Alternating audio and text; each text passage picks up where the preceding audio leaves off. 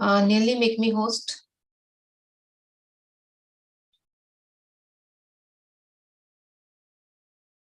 Thank you.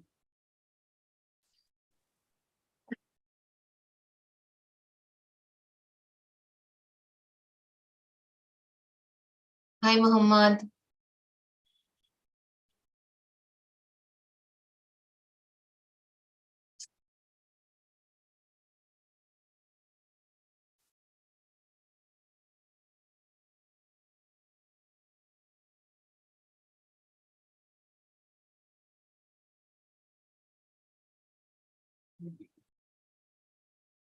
So I'm going to start today's class. Hi, everyone. Hi, Viswasagar, Muhammad, Habakuk, Hitesh. It will be good if you turn on your camera. I want to see you because nobody's camera is turned on and I feel like empty room. So would you please turn on camera?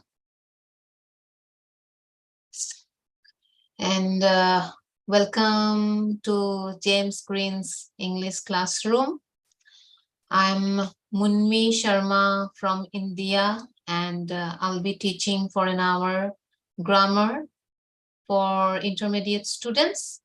However, beginner and advanced students can also join. And before starting today's class, I'm going to announce today's schedule for the day. We have, now it's intermediate grammar. And then at 13 UTC, we have James Green's daily class. Then we have break for 2 hours, 14 and 15. And then at 16 UTC, we have Board of Directors meeting. Will be chaired by James Green. And then after 1 hour at 17 UTC, the meeting will be, discussion will be open for the public, and that then 17:30 UTC, the session will be ended. So welcome everyone. And I'm going to teach today something again related to the last class. How many of you joined last class? You remember something? I was teaching about the use of infinitive verb, that is to plus verb, base form of verb, and using of gerund, that is ing form adding with verb, which becomes a noun. A verb plus ing, which becomes a noun, act as noun. So we were learning how to use them in sentence and to which some specific verb. And today I'm going to teach how infinitive and gerund, that is ing form, is used after adjective. And for that, I'm going to share the screen.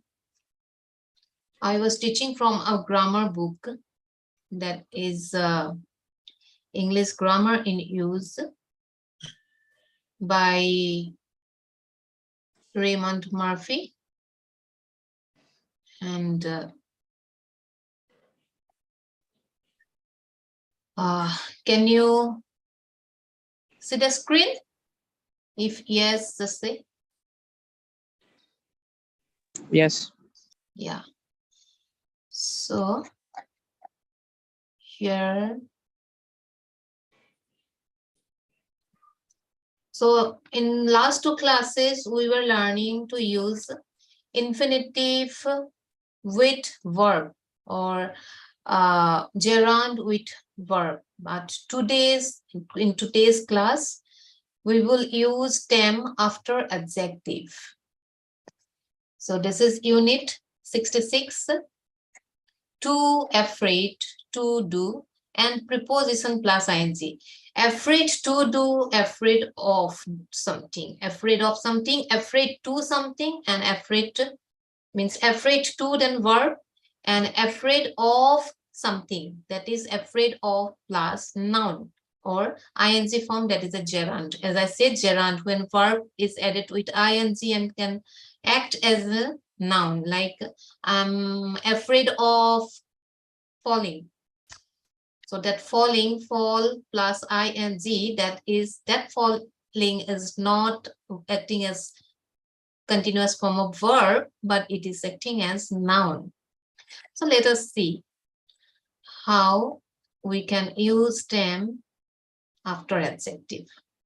Anyone would like to read? Yes, I am. Yeah. So please start from A. A. Afraid to do and afraid of doing. I am afraid to do something.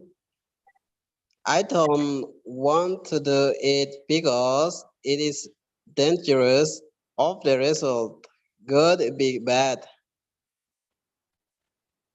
This part of town is dangerous. People are afraid to work here at night. They don't work here at night because it is dangerous. James was afraid to tell his parents what had happened. He didn't tell them because he thought they would be angry. I am afraid of something happening. I am afraid that something bad will happen. The bad was easy, so we worked very carefully. We were afraid of falling. We were afraid that we would fall, not afraid to fall. Don't like dogs. I'm always afraid of being bitten. I'm afraid that I will be bitten, not afraid to be bitten. So, you are afraid to do something because you are afraid of something happening as a result. I was afraid to go near the dog because I was afraid of being bitten. Yeah, thank you, Habakkuk. So afraid to and afraid of. We often use afraid to in some sentences, we use afraid to, and in some sentences, we use afraid of. Now, when to use of and when to use to. I'm afraid to do something. I don't want to do it because it is dangerous or the result could be bad. Yes, afraid means what? Afraid is an adjective, which means being scared, having fear of something. So because we are scared of something, we don't prefer to do that. We don't want to do that because we have a fear of happening something bad, right? So here I am afraid to do something. I don't want to do it because it is dangerous. I know that it is dangerous and I don't want to do it because the consequence can be bad. Something bad can happen. This part of town is dangerous. People are afraid to walk here at night. So in general, people are not afraid of something, but particular in this town, because this part of town is not the other part of town, but this part of town is dangerous. So people are afraid to walk here at night, not in the other part.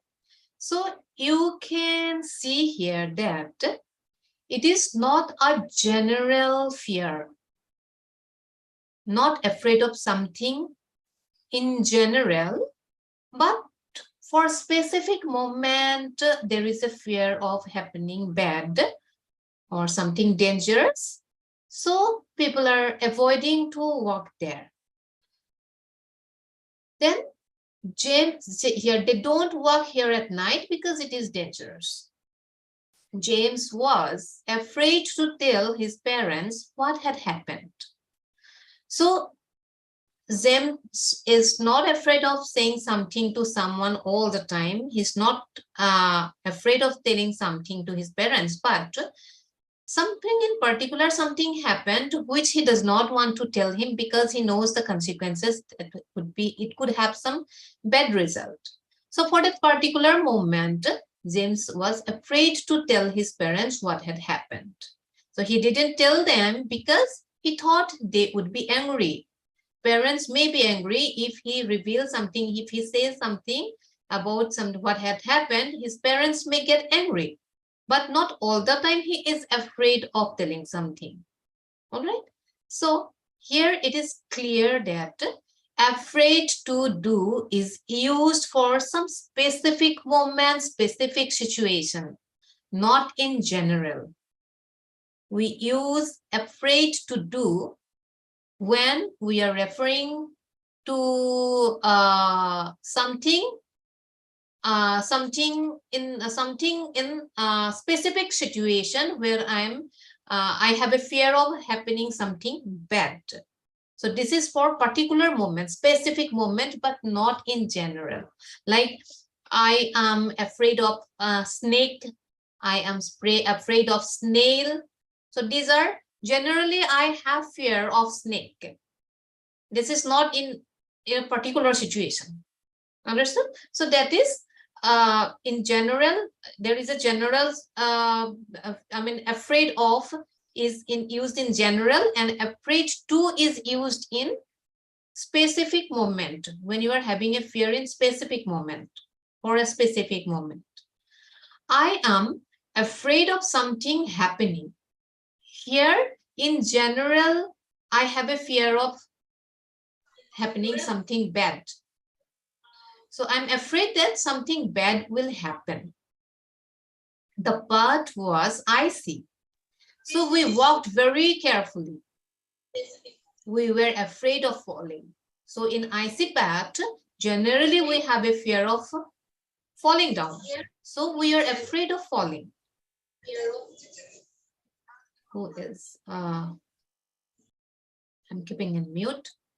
Until you have something to say, please keep in mute, okay? And then the path was icy, so we walked very carefully. We were afraid of falling. We are afraid that we would fall.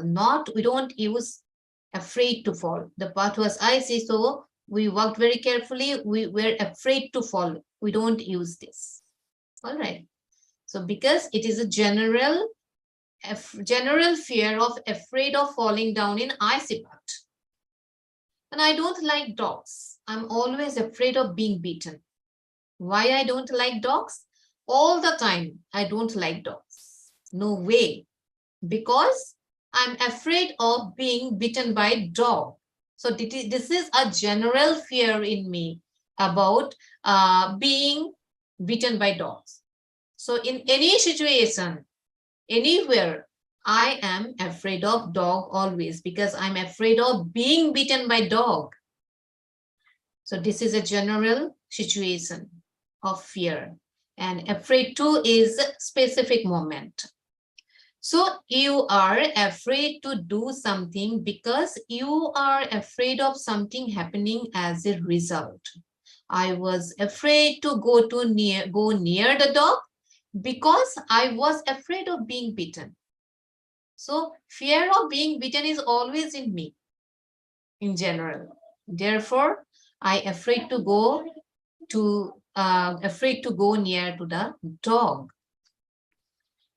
So I hope it is clear that when we use afraid to and when we use afraid of, or still do you have any doubt? When we use afraid to, it means you are afraid to do something on specific occasion. Examples like, I'm afraid to talk in front of a large audience. What if I embrace myself? Ali, I'm keeping in mute. Then I'm afraid to eat food outside my house because I worry about getting sick or about the food not being clean. Then Lily is such a brilliant person. I'm afraid to tell her the truth. I fear about the result of telling her the truth. She may be angry, she may get disappointed. I'm afraid to drive alone at night here in the city, specifically in the night time. So I could be robbed or something can happen. So these are specific situations. He's afraid to tell his mom the truth. He has to go to the market, but he's afraid to go out at night. Then I'm afraid to jump from the roof. I'm afraid to ask my father for money. Specific situation, we are using afraid to. Then afraid of, when you use afraid of, it means you are afraid of something in general or an activity, general phobia of something.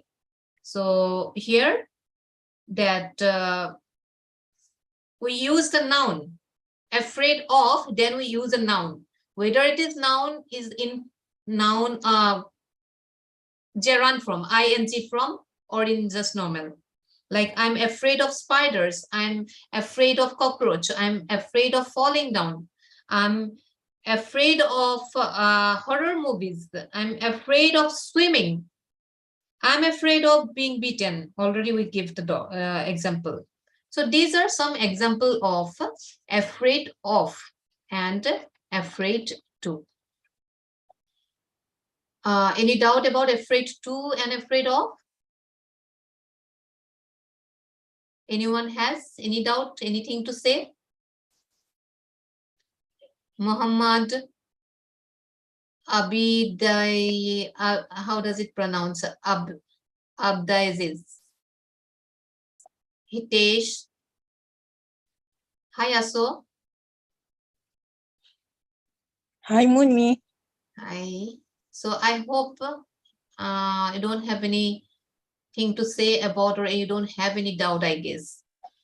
So afraid to? Just Yeah. one question. I'm afraid to. I didn't catch what you said because I Afraid raised to, recently. Aso? Yeah. We use afraid to in some specific situation, not a general phobia. I'm afraid to tell you the truth because you may get angry, but I'm not always afraid of saying something to you. But for some particular, some specific situation, something happened and I don't want to tell you. I'm afraid to tell because you may get angry. So in specific situation, you use afraid to.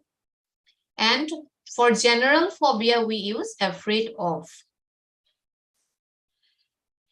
And next adjective, section B. Anyone is interested in reading section B? May I can read it? Yes, Hitesh.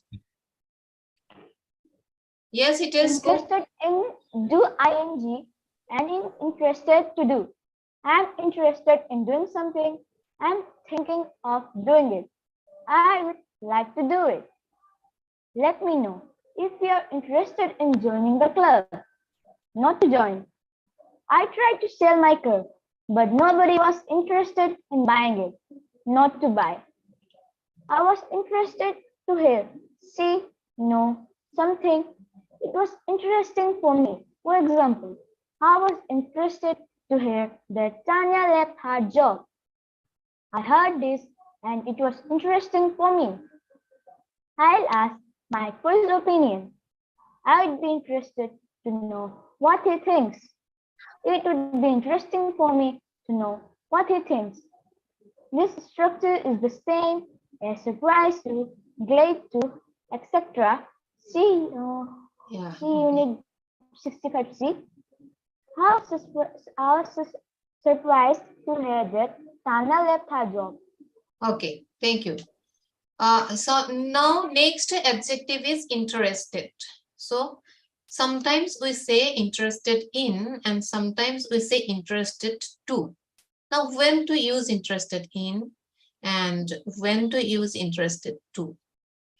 Interested in doing something. I'm interested in doing something means I'm thinking of doing it. And when I'm interested in doing something, that means I really want to do. I really like and I really want to do it. Then I say, I am interested in doing something. Let me know if you are interested in joining the club, not to join the club, but in joining the club. I tried to sell my car, but nobody was interested in buying it. So when it is interested in, that is, you are really want to do something, you really like it. Then we use interested in. And I was interested to hear, see, know something. It was interesting for me. Now here, I want some more information. I was interested to hear, see, know. Now you can see when you are using interested to. Mostly we use the perceptual verb. With the perceptual verb, we use interested to, like the verb that like see, watch, that can experience the physical senses of something. Like verbs that conveys the experience of one of physical senses, like see, watch, look, hear, listen, feel, taste. These are called perceptual verb of perception. Especially with the perception, verb of perception, we use interested to. Infinitive is usually used with verbs of perception or inquiry, such as when we want some more information, like such as when we use learn or note, read, see, share. With these words, we use interested to. I was interested to hear, see, know something. It was interesting for me. For example, I was interested to hear. Perception, verb of perception. Then Tanya left her job. I heard this and it was interesting for me. Yes, you can also see that, yes, something is interesting to me. Something is interesting to me. And also you can use when you see or you have to use the verb of perception. I'll ask Mike for his opinion. I would be interested to know what he thinks. It would be interesting for me to know what he thinks. So something is interesting to me. The structure is the same as surprised, glad, to, etc. in unit 65. Let me go through unit 5 then. Then again, I will come back here. 65C, wait.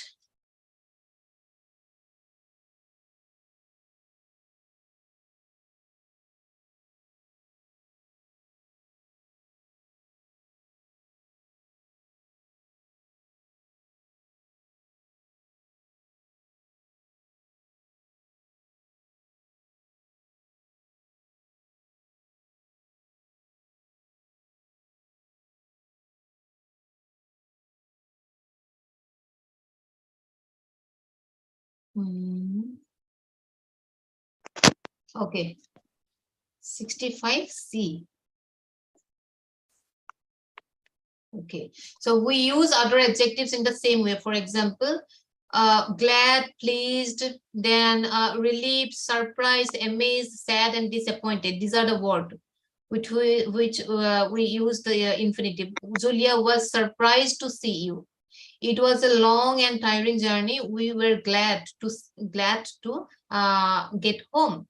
So after glad, surprised, amazed, sad, disappointed, relieved, pleased, glad, we can use to and infinitive verb. All right.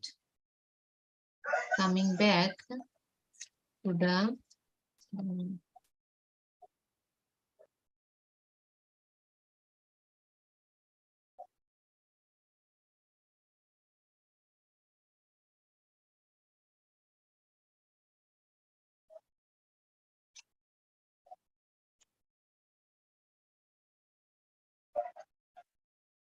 okay, so interested in is used when when there is a noun after in, okay, interested in something, that something is that something has to be noun, or that noun can have a gerund form also.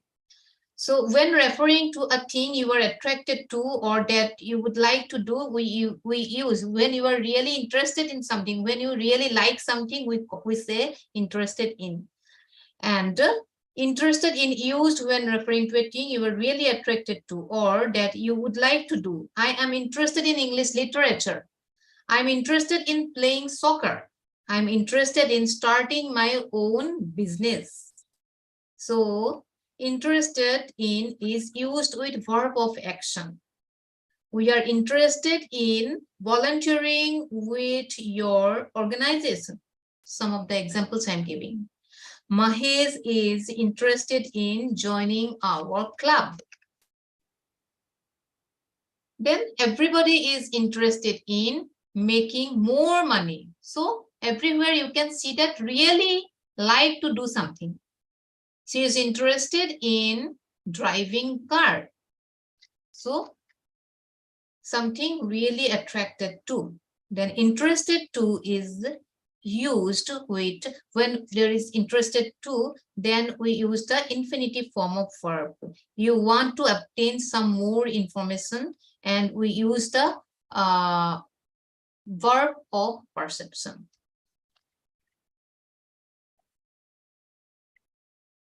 So that is about interested to and interested in. Any confusion about interested in and interested to? Anyone has any confusion? No? Interested in, just remember that interested in means something you are really interested, you like it, you are really attracted to do something.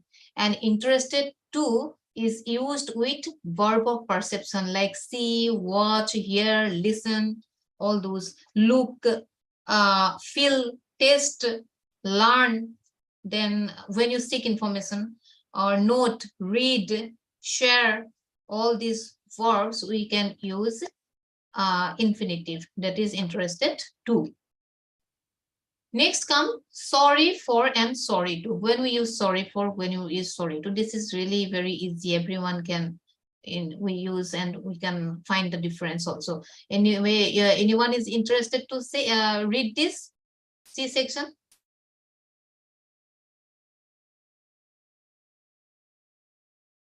I can read.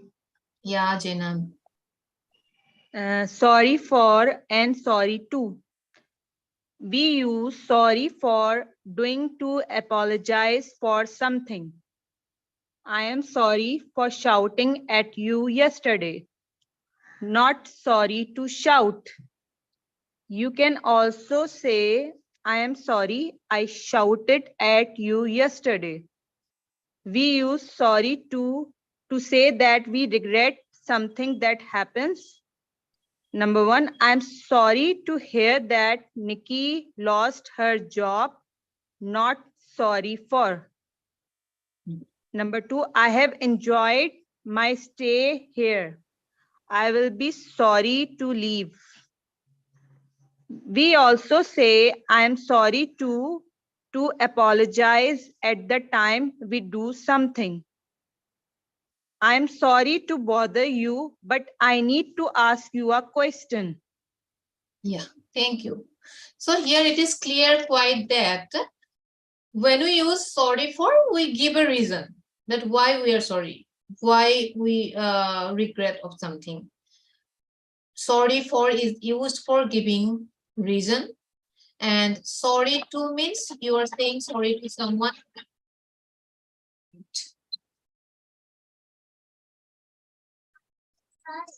Okay.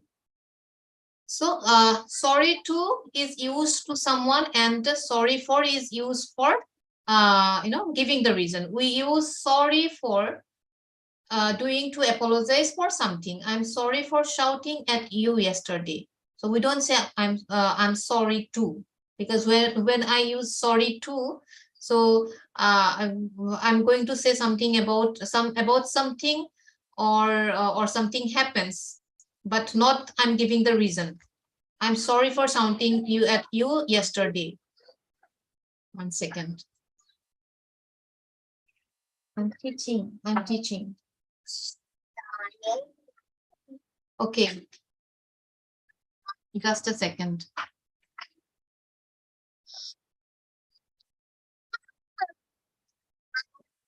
I'm just coming, okay? Just 1 second.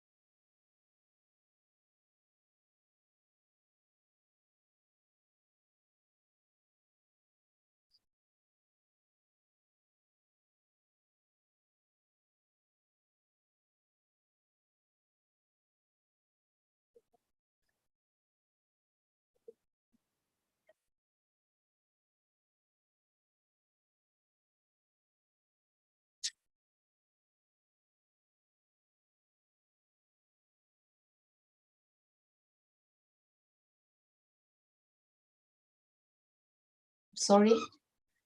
Okay, so where were we? Yeah, so sorry for is giving a purpose or reason. I'm sorry, I shouted at you yesterday. Okay, and then without using for also we can say, either you say I'm sorry for shouting at you yesterday, or you can say that I'm sorry I shouted at you yesterday. We use sorry to say that we regret something that happens. So I'm sorry to hear, then the infinitive come. I'm sorry to hear that Nikki lost her job, not sorry for. I'm sorry for hearing that Nikki lost her job. No, I'm sorry to hear that Nikki lost her job. I've enjoyed my stay here. I'll be sorry to leave. So we also say I'm sorry to apologize at the time we do something. I'm sorry to bother you, means trouble you. I'm sorry that I trouble you. I'm sorry to bother you, but I need to ask you a question. So here we have some, let's go to 65C. Some more information there.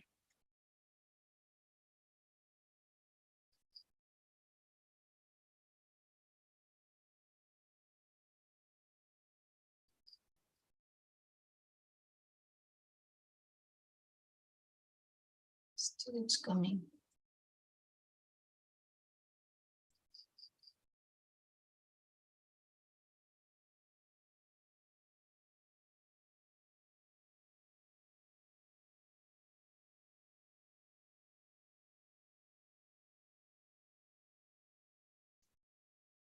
So you can see here, sorry to, surprised to, etc.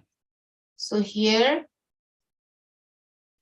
we can you can use adjective plus to say how somebody reacts to something. I'm sorry to hear that your mother isn't well. Again, we already see this, right? We use other adjective in the same way. Okay, the same portion only.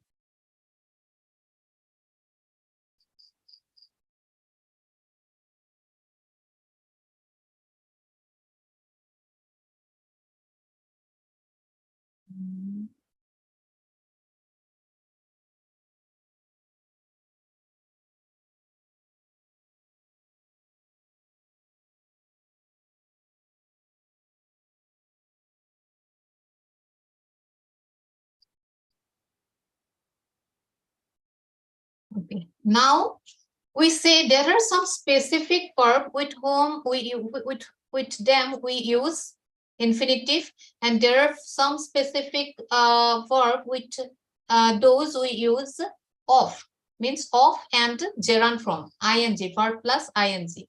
So they are, I want to do, I want to, I would like to, that means, but I'm thinking of. I don't say I'm thinking to or I think to. I'm thinking of, always think of, dream of, but hope to, fail to, but succeed in, allowed to, but prevent from, I prevented them from doing, I allowed them to do. So which allow, we use to, fail to, hope to, want to, plan to, promised to, but think of, dream of, succeed in, prevent from, looking forward to, doing, looking forward to doing. Okay, then insist on. So these are some verb with those verbs we use to, with some specific verb we use to, and with some specific verbs we use of. Similarly, I'm going to give some more example of adjective, with which adjectives we use to and with which adjectives we use of. Generally we use listen. Sorry, listen is the verb. Listen to. Listen to, object to means denying on something. Then reply to, cruel. Cruel is the, I'm so cruel, you are so cruel to me. Cruel is the adjective. So which adjective? To. Cruel to. Kind to. Nasty. Nasty means unpleasant. Nasty to. Don't be so nasty to me. Loyal to. Difficult to. Hard to. Similar to. My jacket is similar to yours. Then I'm addicted to phone. Addicted to. Addicted is the adjective. With adjective addicted, it usually comes to. Then allergic. Shivam, I'm keeping in mute. Allergic to nuts. Then they're friendly to. Rude to. You are so rude to me. Then accustomed to. Committed to. Then dedicated to. So these are some of the verb and adjectives with which we use infinitive to. Then some examples of using of with adjective, like proud of, fond of, ashamed of, or aware of, capable of, conscious of, certain of, jealous of, scared of, silly of, and sweet of. So these are some adjectives with them we use of. And then when one thing again, you remember, when we have to, we use verb form, and when we have of, we use the gerund form. Not I mean, we don't use verb. Verb plus ing will come and it will act as a noun. So this is the difference between to and of. With to, base form of verb. With of, either a noun or ing form of verb, which is a gerund. So let's go to the worksheet, and for the worksheet you have to help me by giving the answer. Let us you can check yourself. So I am expecting answer from you. Write sentences using afraid to and afraid of ing. Examples are already given here, and users need to follow them and which one is suitable for this. The streets here are not safe at night. A lot of people afraid go out. So we are making the sentence, a lot of people are afraid to go out. Not afraid of going out, but afraid to go out. Specific situation. We walked very carefully along the icy path. We afraid fall. Here, we were afraid of falling. So it is my general phobia that I am afraid of falling on icy path. I don't usually carry my passport with me. I afraid lose it. Who is going to try this? And me, Yes, please. I'm afraid of losing it. Yes, I am afraid of losing it. I thought she would be angry if I told her what happened. What should be the answer? I afraid tell her. I thought she would be angry if I told her what had happened. Specific situation, if I told her what had happened. In specific situation, what we use? Afraid of or afraid to? Afraid to, Munmi? Yes, Asu. So how can you construct the sentence? Yeah, I'm afraid to tell her what had but- happened. But the sentence is in past tense. So I was afraid to tell her yes, I what had was. happened. Yes, Yeah. I was afraid to tell her. Next, we ran to the station. We ran to the station. We afraid miss our train.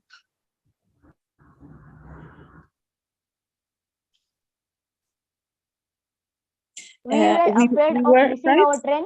train. Yes, Hitesh? We Again were say? afraid of missing our train. Yes, we were afraid of missing our train. Then 6, in the middle of the film, there was a very horrifying scene. We afraid look.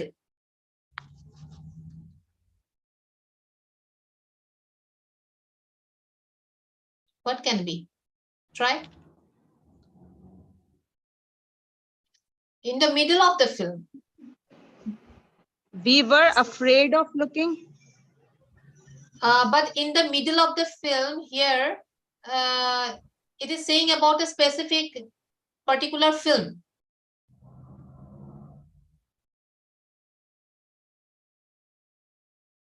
We were afraid to look.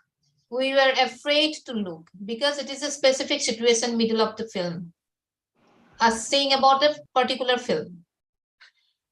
The vase was very valuable, so I held it carefully. I afraid drop it.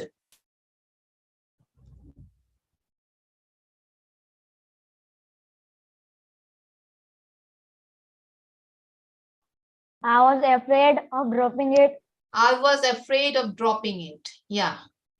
If there is anything you want to know, you can ask me. Don't afraid ask.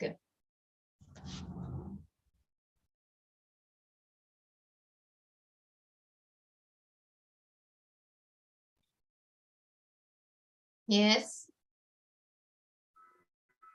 Zainab, you can try.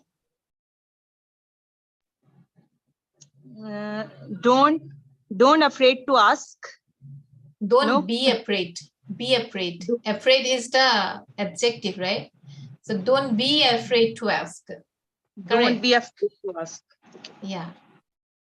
If there's anything you want to know, you can ask me. Oh, that is, I think we did, right? Then 9, I was worried because we didn't have much petrol. I afraid run out of petrol.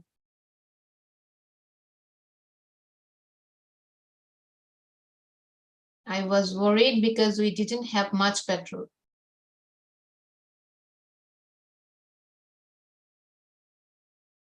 Yes.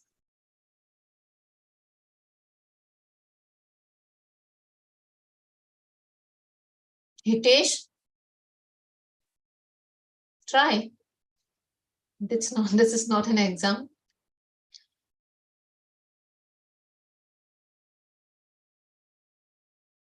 I was afraid to, or I was afraid of.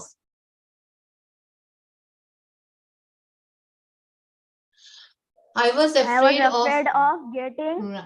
I was afraid Afraid of running out of petrol. running out of petrol. Yes. Let's go to the next. So complete the sentence using interested in or interested to. Choose from these verbs. Buy is already done. Hear, know, look, start, study. So I'm trying to sell my car, but nobody is interested in buying it. Nicola is her own business. So which one is suitable and how? Interested in or interested to?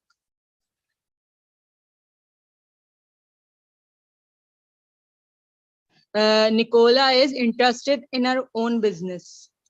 Interested in Her which own verb? business. You have to pick one verb from here. Okay, okay. Nicola is interested. Interested in, yes, interested in is correct. Interested in, which verb will come? Hear, know, look, start, study. Interested in start her own business. In- Interested in starting her Yeah. own business. In starting, which in always the ing form. In starting. So here in starting, starting is not the verb, but starting is acting as a gerund, that is noun. I saw Joe recently. You'll be this, that he's getting married soon. What should we here?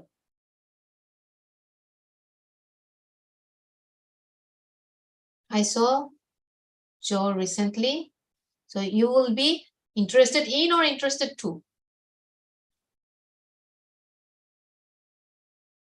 Specific situation, that is. And again, wanting information. Wanting information, inquiry verb.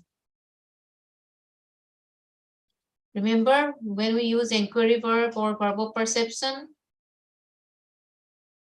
With interested to. You will be interested to know. You will be or interested to know that he's getting married soon. yes, either interested to know or interested to hear that he's getting married soon. Both can be correct, but it is interested to.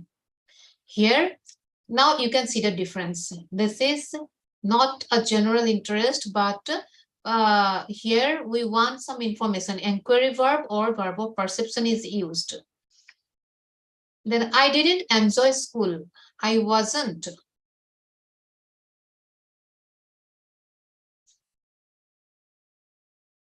I didn't enjoy school. I wasn't interested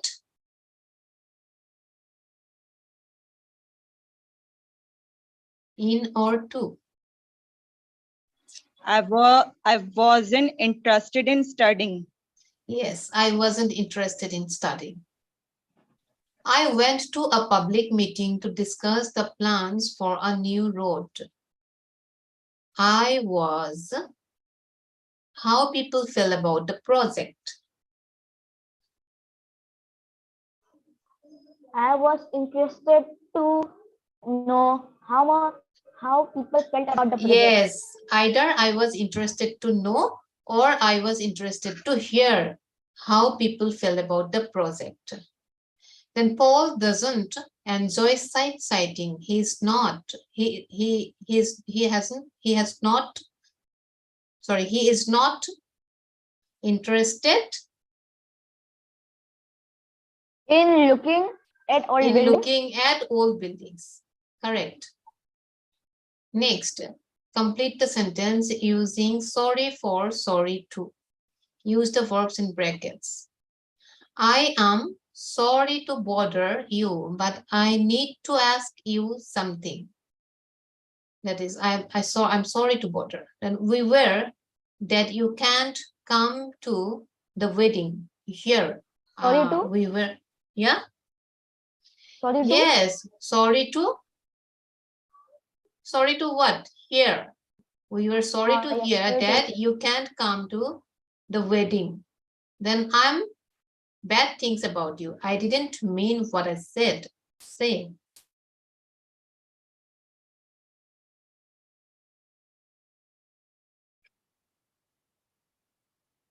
Yes. I'm sorry for saying bad things about you. Yes, I didn't I'm mean sorry what for I- saying bad things about you. Also, you can say, I'm sorry, I say bad things about you. Both are correct. Either you say, I'm sorry for saying, I'm sorry for saying bad things about you. I didn't mean what I said. Or I'm sorry, I said bad things about you. I didn't mean what I said. Okay, both are correct. Then it's a shame Alan is leaving the company. I'll be him go. See.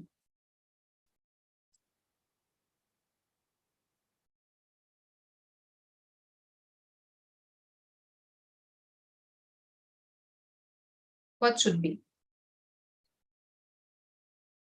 It's a shame Alan is leaving the company. I'll be him go. See. I'll be sorry to or sorry for.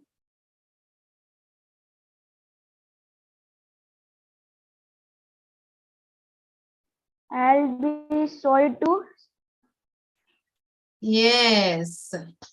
I'll be sorry to see him go.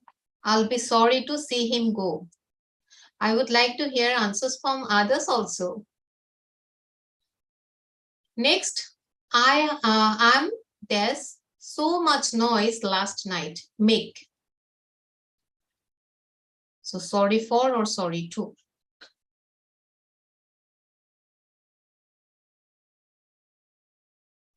I'm sorry for making so much noise last night. Yes, I'm sorry for making so much noise last night. Also, you can say, I'm sorry I made so much noise last night. Both are correct. Next is complete the sentences in each group using the verb in brackets. We wanted to leave the building. We weren't allowed the building. What should be, which form should come here? And we weren't allowed to leave the building. Yeah. We weren't allowed to leave the building. Yes. Allowed to leave the building. Then we were prevented.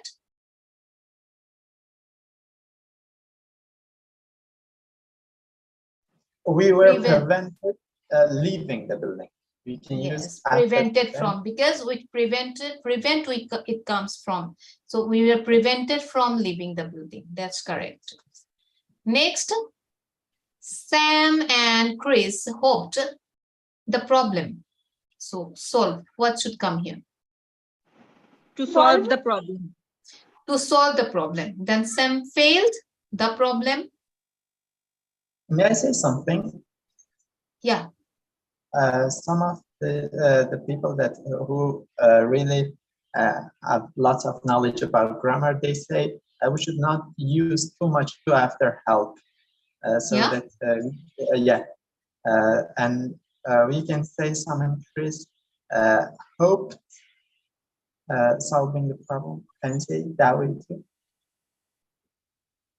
I didn't get it, what you were saying. Okay, no problem. No, Sam, I want to know actually what you wanted to say. Would you please tell it again? Yeah, they say we can use ing form after hope too. And I said, can we use Sam and Chris hoped solving the problem? Hope? Hoped solving the problem. Solving, yes, we can use sometimes. We whole solving the problem. Sam and Chris hoped solving the problem. Yeah, that can also be correct. Yes, some say that. But here we were using just according to this grammar book. I mean, we are using the whatever is explained here. We are using the same pattern here. But I think Sam and Chris hoped solving the problem.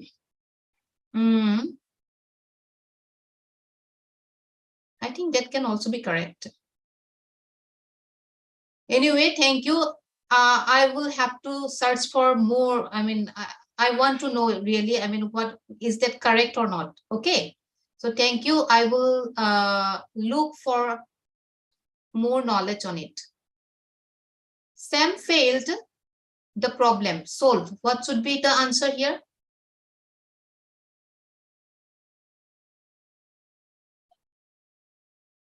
Sam failed. Sam failed to solve the problem. To solve the problem. Yes. Then Chris succeeded the problem.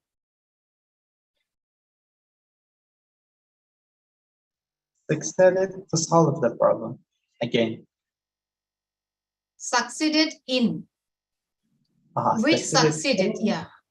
In solving the problem. Succeeded in solving solving the solving the problem. Yeah. because we have Thank in, you. and after and we should Yeah. use a noun After or, in, yes, noun. Yeah. or And the noun verb. should be gerund. Yeah. That's right. That's right. Then 3, I'm thinking away next week. Go. I'm thinking. Which think what should come? I'm thinking.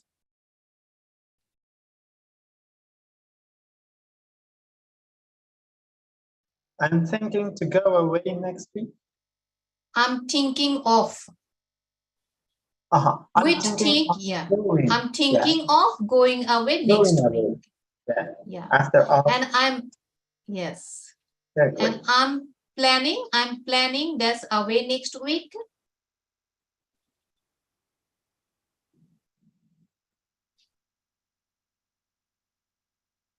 I'm planning, which plan, which preposition should come. I'm planning. I'm Yes, planning. I'm planning to go away. Yes, I'm Next. planning to go away, or also you can use ongoing. I'm planning on going away next week, or I'm planning to go away next week. Yes. So next, I'd like away next week. I would like. I would like to go away next week. Yeah, that's Yeah. correct. That And I'm after looking like- forward. After like, we can use gerund form too. I'd like going away next week. I'd like going away. Yeah. Yeah. We can use that way too. I'm looking forward away next week.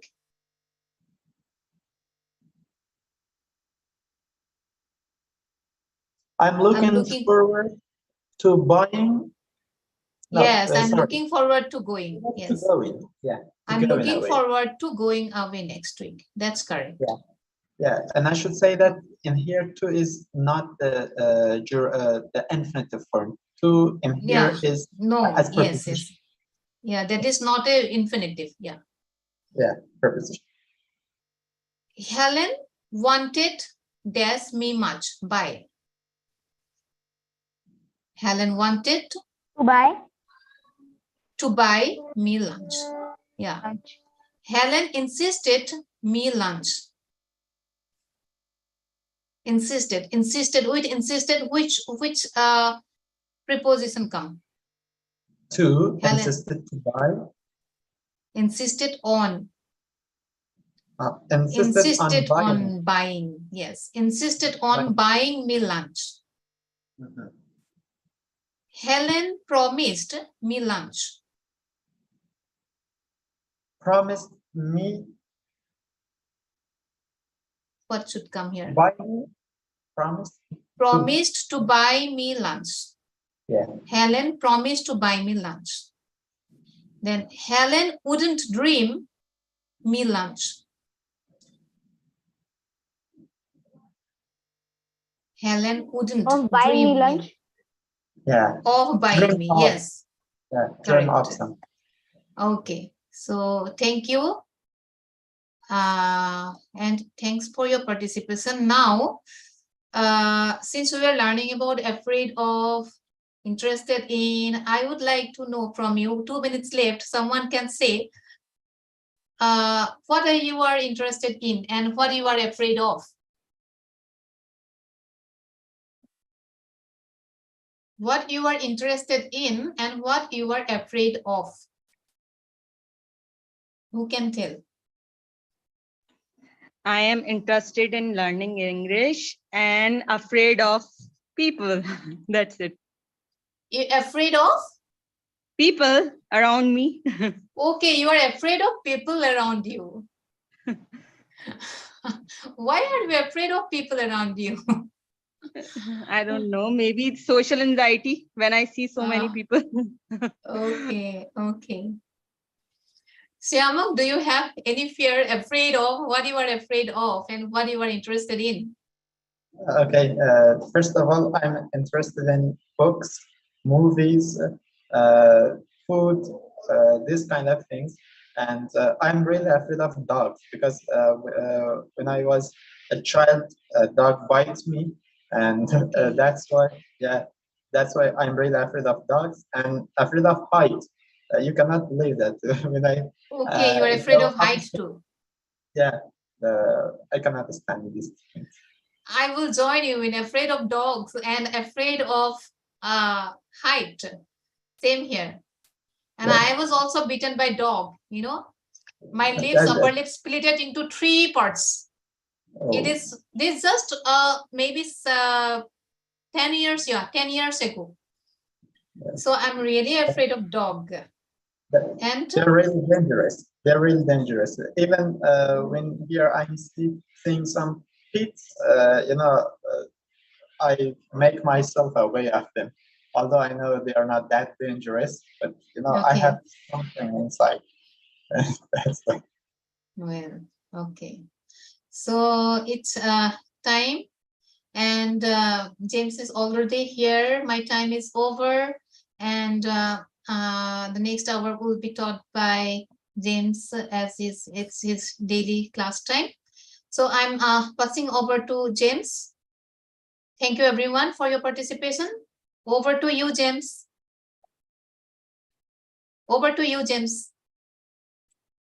Over to me.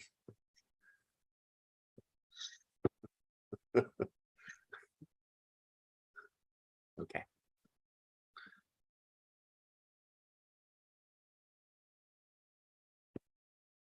I'm making tea. I have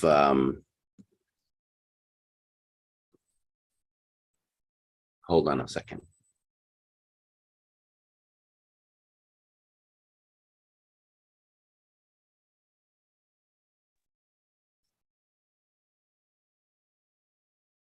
Siamak, you were there, no, yesterday during the drama. And now I'm really interested in the drama because I read some part of it, and now getting interested. I mean, it's really an interesting story. So I don't know. I haven't read all. I didn't get time. But yeah, two, yeah, three paragraphs. I read 2, 3 paragraphs.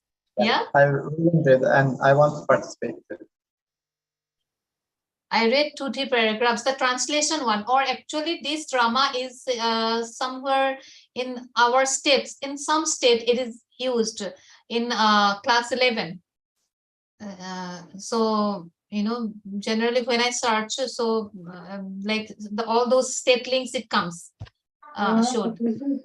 So I just read there, and there are some question answers, and also from there I got more information.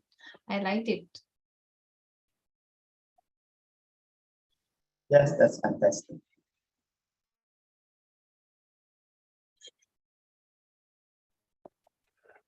Hi. Hello.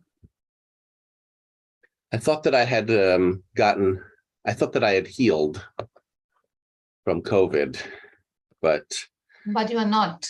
no. Last night I woke up in the middle of the night and I couldn't breathe. And it was very scary. Like my lungs were filled with mucus, and I was coughing a lot. So I'm not completely better yet. Okay, then will you be able to continue? Yeah. Yeah, I'm going to teach my class. And yesterday we were talking about drama. Yes. And I want to read that play. I can't remember who suggested it. I forgot. I mean, I don't forget her name, but something Ashley or Alice Via or something. Oh yeah, that's right, Alyssa. Is that okay? The importance of being earnest. The importance of being earnest. So there is a PDF if it's easier to read from the PDF. Just see. There is the link to the PDF. Mm-hmm. And there is a web page. This is the link to the web page. Okay.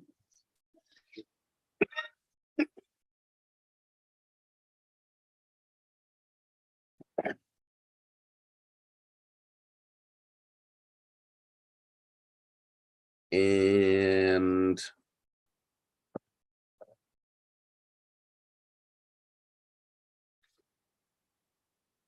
I suppose it's best if I share my screen in case somebody cannot see the links.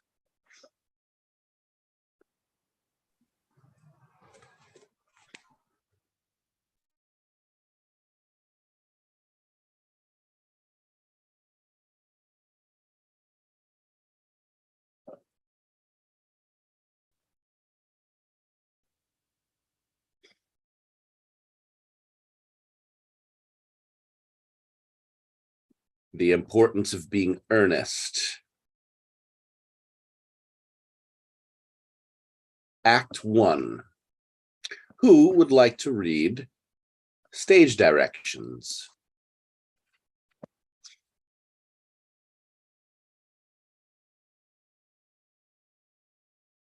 You got to talk to me. You got to talk to me. Don't raise your hand. Just talk. Who was that?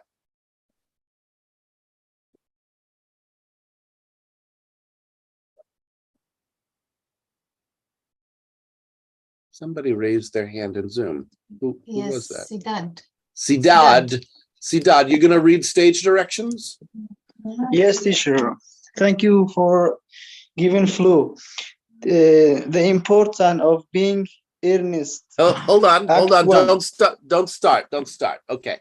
I want to get the other parts first before we start. So you're gonna read the stage directions. Who's gonna read the part for Algernon? Teacher, I want to read it. Siama, great. And who wants to read the part Albelin. for Lane? Okay. You want to say something, Sidad? yes, teacher, read or say something. I don't understand your question. Yes, I don't get your question. You I don't. start ask the who read, Yes. right? Yes. Now I am really right. Yes. Yes. Yes, start, teacher. Thank you. Yes. Let's begin. So let's begin. Go ahead. Yes. The importance of being earnest. Act 1. Since morning, Rome in Algerian is flat in half Moon Street. The room is luxury and artistically furnished. The sound of a piano is heard in the adjoining room. Lane is arranging afternoon tea on the table, and after the music has ceased, Algerian Ceased. yes, ceased. Algerian Algernon. Algernon, did you hear what? You're done. That's Yes. just, you're done. Did you hear what I was playing, Lane? I didn't think it polite to listen, sir. I'm sorry for that. For your sake, I don't play accurately. Anyone can play accurately, but I play with a wonderful expression. As far as the piano is concerned, sentiment is my forte. I keep science for life. Yes, sir. And speaking of the science of life, have you got the cucumber sandwiches cut for Lady Bracknell? Yes, sir. Oh, by the way, Lane, I see from your book that on Thursday night, when Lord Sherman and Mr. Wow, that's good.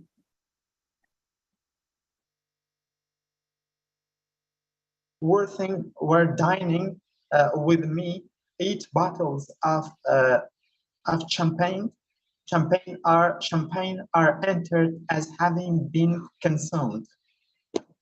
Yes, sir, 8 bottles and a pint. Why is that? A bachelor's establishment, the servants invariably drink of champagne. I asked merely for information. I attribute it to the superior quality of the wine, sir. I've often observed that in married households, the champagne is rarely of a first-rate brand. Good heavens, is marriage so demoralized as that? I believe it is a very pleasant state, sir. I have had very little experience of it myself up to the present. I have only been married once. That was in consequence of a misunderstanding between myself and a young person. I don't know that. I am much interested in your family life, Lane. No, sir, it is not a very interesting subject. I never think of it myself. Very natural. I'm sure that will do, Lane. Thank you. Thank you, sir. Lane's views on marriage seem somewhat lax. Really, if the lower orders don't set us a good example, what on earth is the use of them? They seem, as the class, to have absolutely no sense of moral responsibility. Mr. Ernest Worthing. I will play Mr. Ernest Worthing. Jack.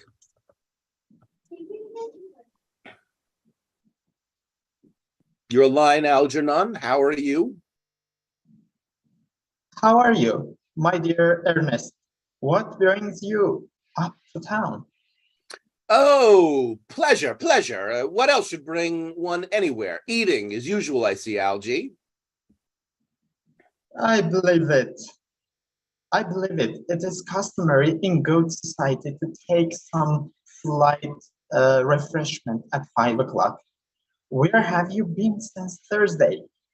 In the country. What on earth do you do there? When one is in town, one amuses oneself. When one is in the country, one amuses other people. It's excessively boring. And who are the people you amuse? Neighbors. Got nice neighbors in your part of Shropshire? Perfectly horrid. Never speak to one of them. How immensely you must amuse them. By the way, Shropshire is your county, is it not? Shropshire, yes, of course. Hello. Why all these cups? And what's the cucumber sandwiches? Why such reckless extravagance in one so young? Who is coming to tea?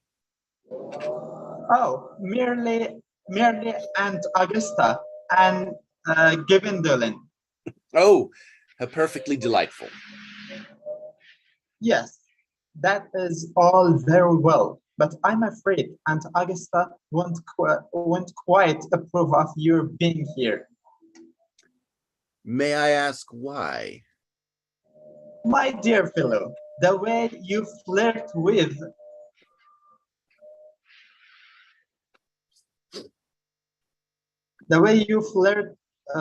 Gwyndolyn is perfectly disgraceful. It is almost as bad as the way that Gwyndolyn flirts with you. I'm in love with Gwendolen. I've come up to town expressly to propose to her. I thought you had come up for pleasure. I call that business. How utterly unromantic you are. I really don't see anything romantic in proposing. It's very romantic to be in love, but there is nothing romantic about a definite proposal. Why one may be accepted, one usually is, I believe, then the excitement is all over. The very essence of romantic is uncertainty. If ever I get married, I'll certainly try to forget the fact.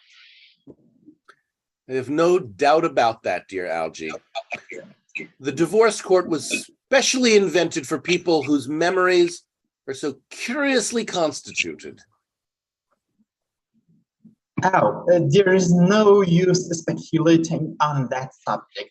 Divorces are made in heaven.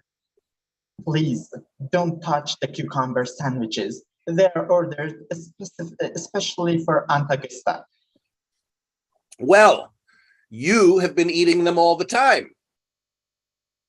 This is quite a different matter. She is my aunt. Have some bread and butter. The bread and butter is for Gwendolyn. Gwendolyn is devoted to bread and butter. And very good bread and butter it is too. Well, my dear fellow, you need not eat as if you are young, going to eat it all. You behave as if you were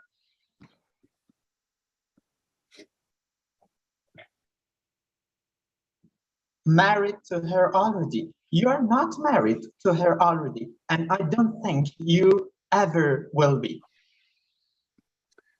And why on earth do you say that? Well, in the first place, girls never marry the men they flirt with. Girls don't think it's right. Oh, that is nonsense. It isn't. It's the great truth. It accounts for the extraordinary number of bachelors that one sees all over the place.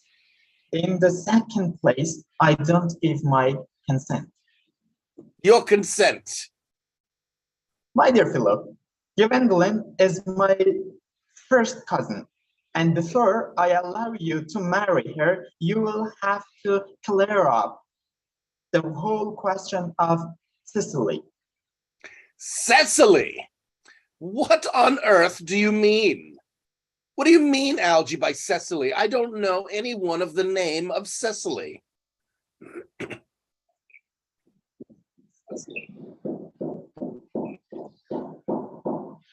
Oh, Algernon, your line, bring me that cigarette.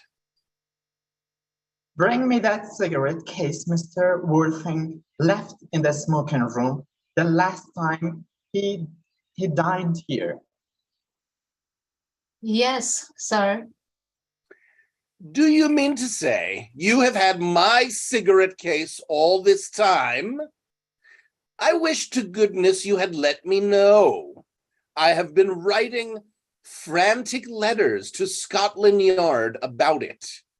I was very nearly offering a large reward. Well, I wish you would offer one. I happen to be more than usual hard up. There is no good offering a large reward now that the thing is found. Now let's pause here. Let's pause. I'm going to stop the sharing for a moment. We're on page 10. Let's pause for any questions, comments, or switches people want to make if people want to have a chance reading. Anything?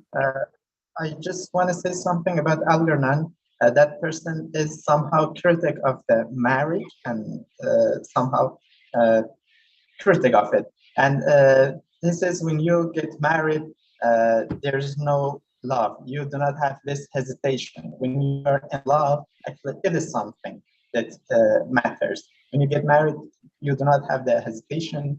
You do not worry about anything. And it's something that I got. Let's take one more step back. I'm not disagreeing with you. So we have three characters. We have Jack or Ernest, Mr. Worthing.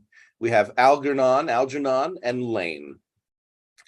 Well, and Siamak, you already said something about Algernon. What else do we know about these characters?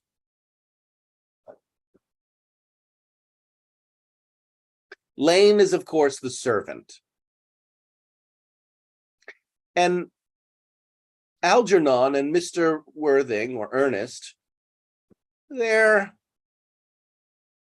polite people. They're upper class people, enough at least to have servants. Anything else we know about them?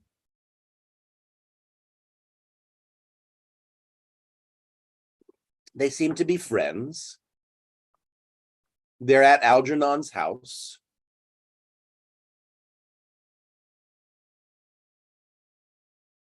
And what is the purpose of the meeting?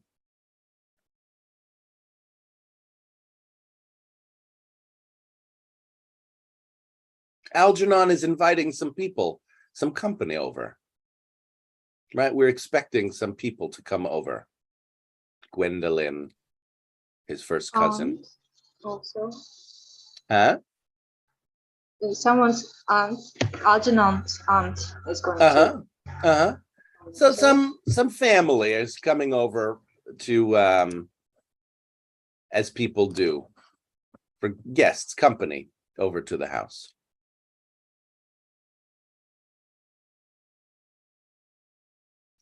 Anything about the conversations that is not clear?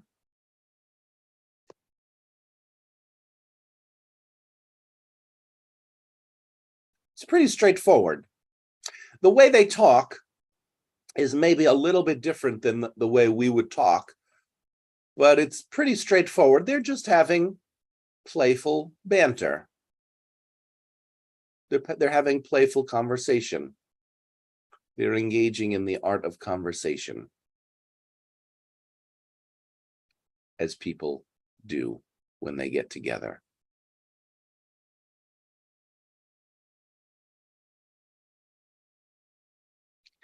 Good to continue? You sure? Big silent subgroup. No, yes, you can continue.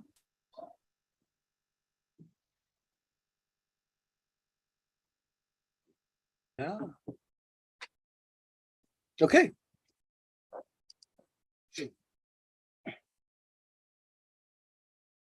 Nobody wants to switch out? You're good with the characters as they are? Yes, I like the character You Algernon. like reading. It is fun to read. Me? Also, Me? may I read?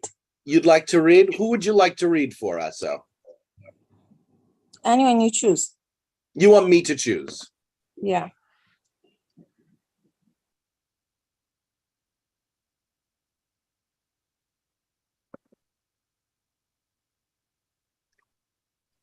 If you don't mind, Siamak, I would like Aso to read for Algernon. No problem. Okay, let's try it.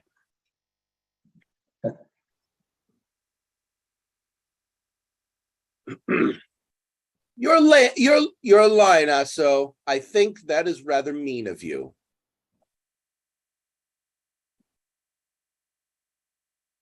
I'm doing what? You're reading for Algernon. You're reading the next line. The next line begins, I think that is rather mean of you. Okay. I think that is rather mean of you, Ernest. I must say, of the case and examines it.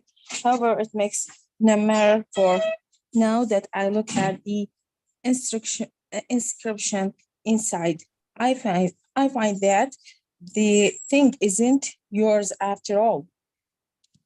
Of course it's mine.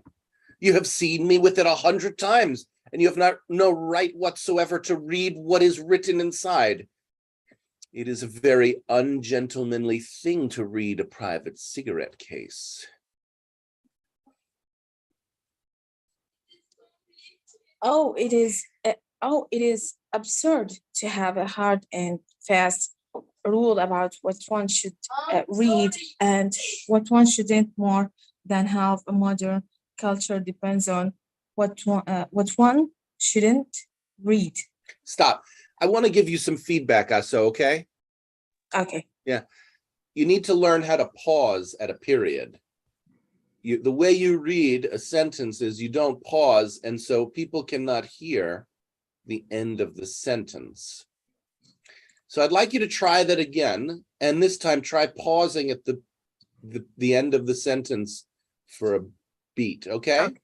Yeah, And okay. also, sorry, and also there is no need to read between the brackets. Yes, the sentence is that. That's right. That's- There's no need to read the stage directions. And Nargiz is going to read that for us, okay, Aso? Okay. Great. Oh, it is absurd to have a hard and fast rule about what one should read and what one shouldn't. More than half of modern culture depends on what one shouldn't read. Good. I'm quite aware of the fact, and I don't propose to discuss modern culture. It isn't the sort of thing one should talk of in private. I simply want my cigarette case back. Yes, but this isn't your cigarette case. This cigarette case is a present from someone of the name of Cicely, and you said you didn't know anyone of that name. Well, if you want to know, Cecily happens to be my aunt. Your aunt? Yes, charming old lady she is too. Lives at Tunbridge Wells. Just give it back to me, Algie. Retreating why to back does of she- sofa. Keep going. Call herself little Cecily.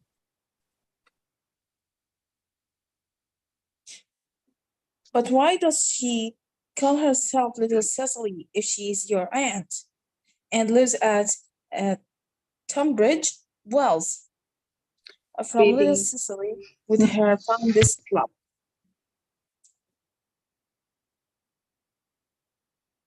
Moving to sofa and kneeling upon it. My dear fellow, what on earth is there in that? Some ants are tall, some ants are not tall. This is a matter that surely an ant may be allowed to decide for herself. You seem to think that every ant should be exactly like your aunt. That is absurd. For heaven's sake, give me back my cigarette case. Follows Ernest round the room. Yes, but why does your aunt call you her uncle? From little Cecily with her fondest love to her dear Uncle Jack. There is no objection, I admit, to an aunt being a small aunt. But why an aunt, no matter what her size may be, should call her own nephew her uncle? I can't quite make it out. Besides, your name isn't Jack at all. It's Ernest. It is Ernest. It isn't Ernest, it's Jack. You have always told me it was Ernest. I have introduced you to everyone as Ernest. You answer to the name of Ernest. You look as if your name was Ernest. You're the most earnest looking person I never saw in my life. It is perfectly absurd. You're saying that your name isn't Ernest. It is on your cards. Here's one of them. Taking it from case. Mr. Ernest Worthing, the Albany. I'll keep this as proof your name is Ernest if ever you attempt to deny it to me or to Gwendolyn or to anyone else. The card in his pocket. What does that mean when it says Mr. Ernest Worthing before the Albany? It's an address. The Albany is the name of a building, and B4 is the room number on his card. It's an address, the Albany. Well, my name is Ernest in town and Jack in the country, and the cigarette case was given to me in the country.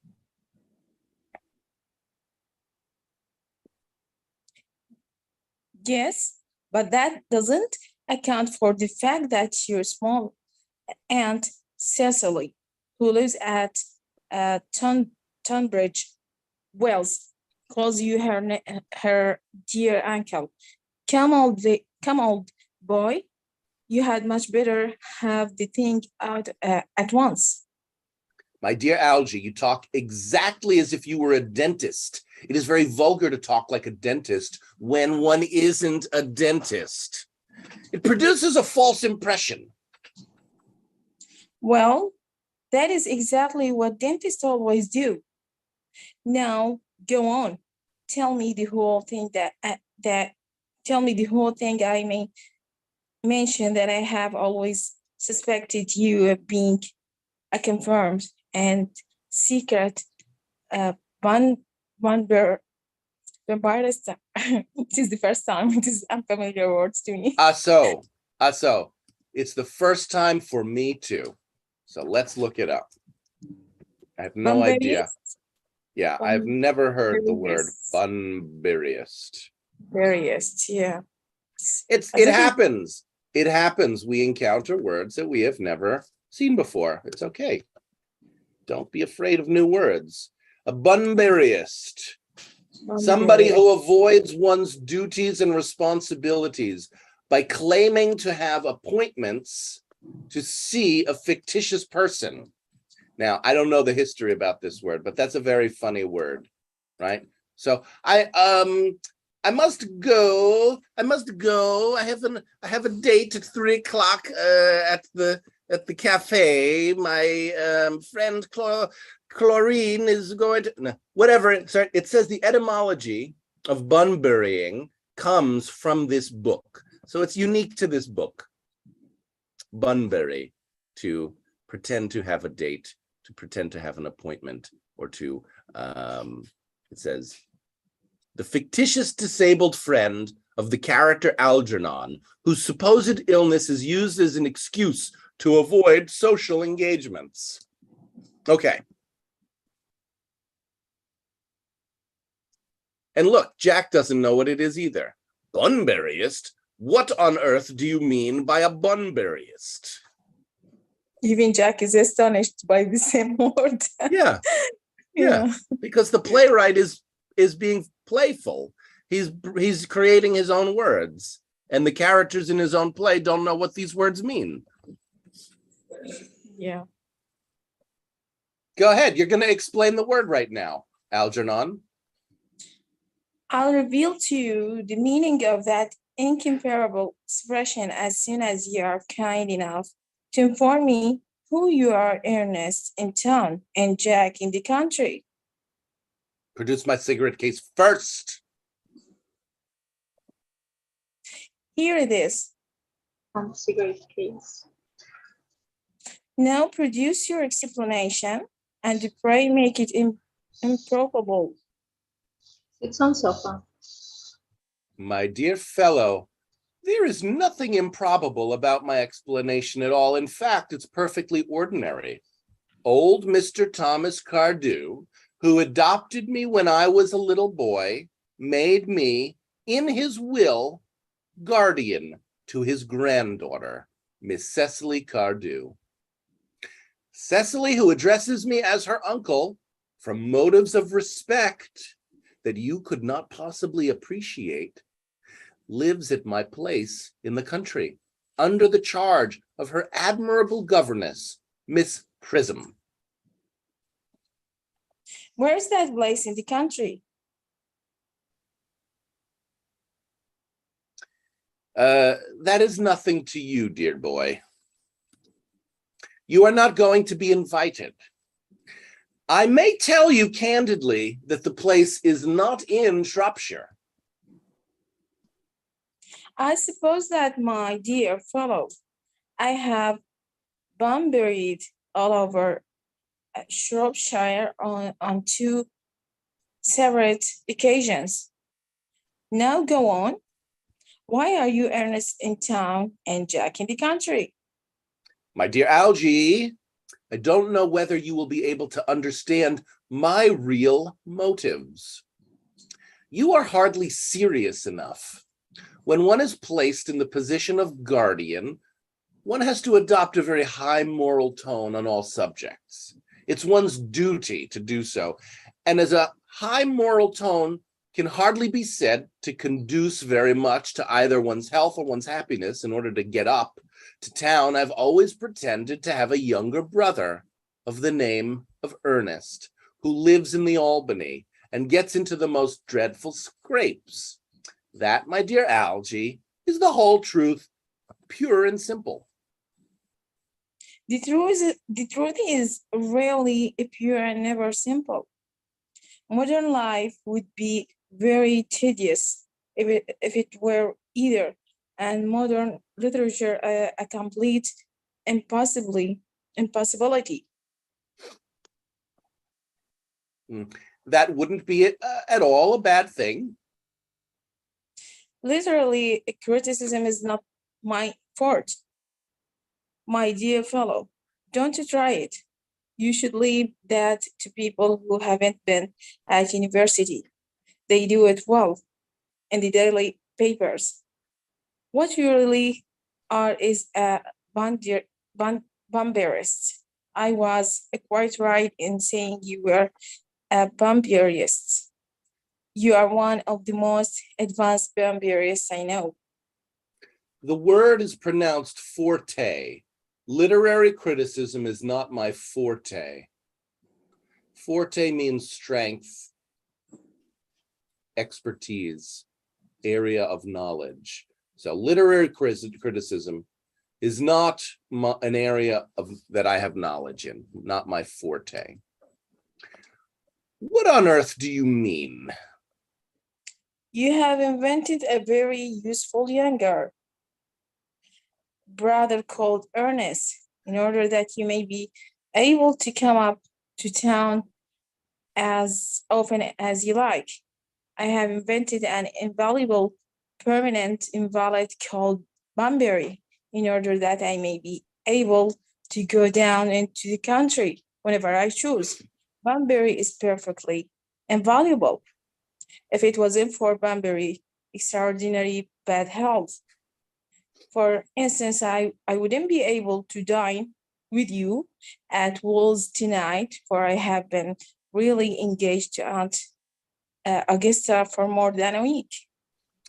The word is pronounced invalid. I have invented an invaluable permanent invalid called Bunbury. Now, there's two words. One of them is pronounced invalid, and that's what you said, Aso. Invalid, meaning not valid. But there's a different word, spelled the same, pronounced differently, pronounced with the inflection on invalid, invalid, invalid, invalid. The invalid is somebody who is, it's like a handicapped person, somebody who is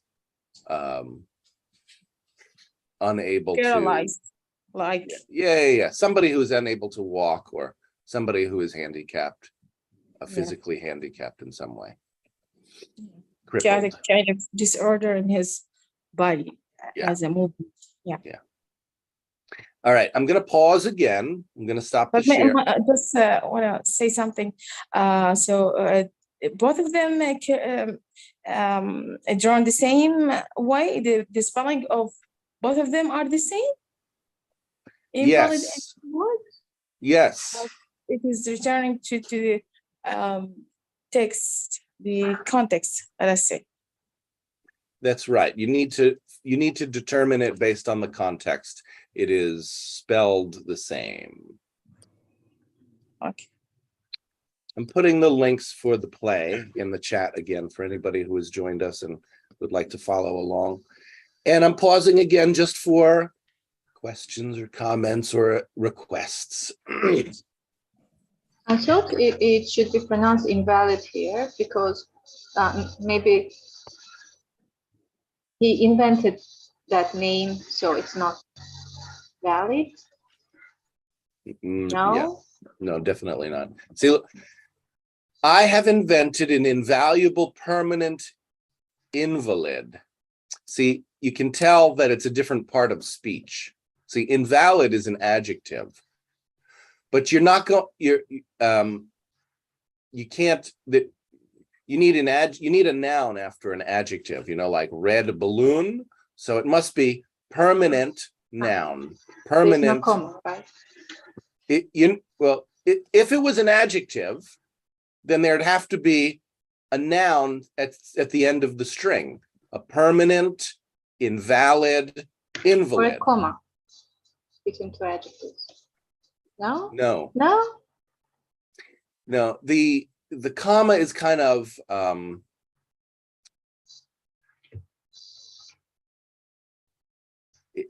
it's not guaranteed. Commas are a form of writing, but actually grammar doesn't rely on our writing. You're right. You might see the comma, but you might not. And I want you to be able to identify it with or without the comma. We can have several adjectives in a row, yes. Big red, an interesting big red book, something like that. So why it is not? Look at It the can't sentence. be. Look at the sentence I wrote in the chat. I saw the cute, funny rabbit. Okay, there's two adjectives and then a noun. Mhm. It's okay. I don't have to put a comma there. But yes, it could be helpful if I said, I saw the cute, No, you're right. funny We rabbit. don't use. Of course I'm right. I didn't know No, that. it's a good question. It's a good question. The comma would help you. Yeah. No. If this was a sentence with two adjectives or more, and there was a comma, then yes, it would be helpful. I'm telling you, you might not always see it. You might not always see a comma between the different adjectives, and you can still figure out the meaning of the word based on other clues. Would you please explain again? Sorry, me. Would you please explain again why it can't be invalid there? I really didn't get it. Sure. Look at so this is a bit of a complicated sentence, so it's a little bit harder to say. But what if we just said, I know a friendly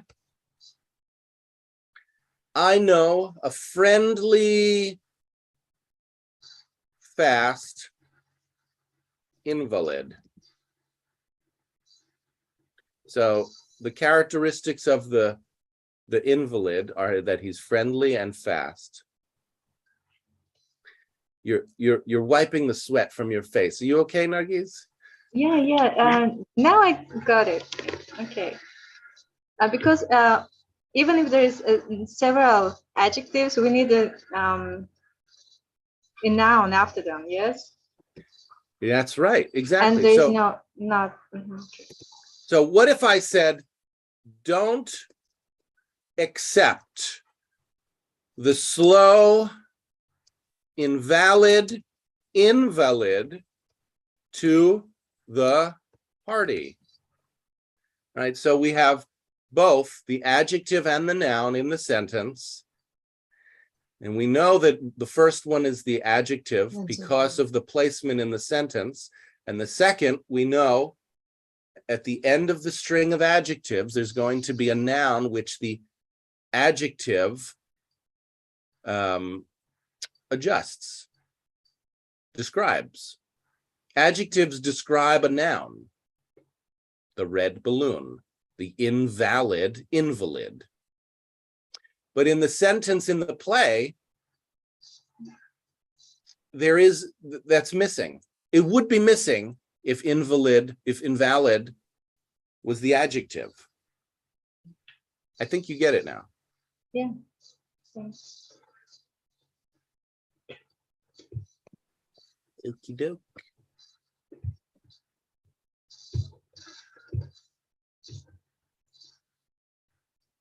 Any other comments, questions, requests? Okay, I want to tell you something. When, hello, how are you? Hello, hi, D. Gonzalez, welcome. Hello. I want to tell something. When an adjective is in predicative position, it is not followed by a noun. For example, that girl is beautiful. There is not a noun after the adjective. That is in predicate's place. No, that's true. Right, that's true. If like Munmi said, if it's in the predicate place, we can say the girl is beautiful, and beautiful is an adjective. Sure. But if the adjective is being used to describe the noun, then if it's used to modify the noun, then there will be a noun at the end of a string of adjectives.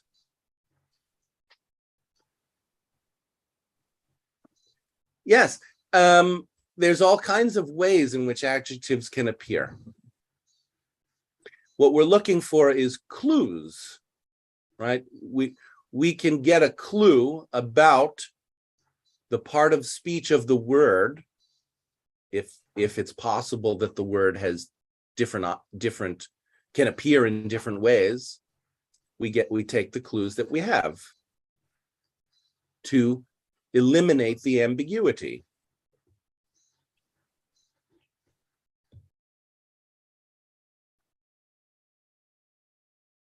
Okay. Anything else? And by the way, welcome, D. Gonzalez. I think this is your first time here. Is that right? Yeah, thank you. Sure, welcome.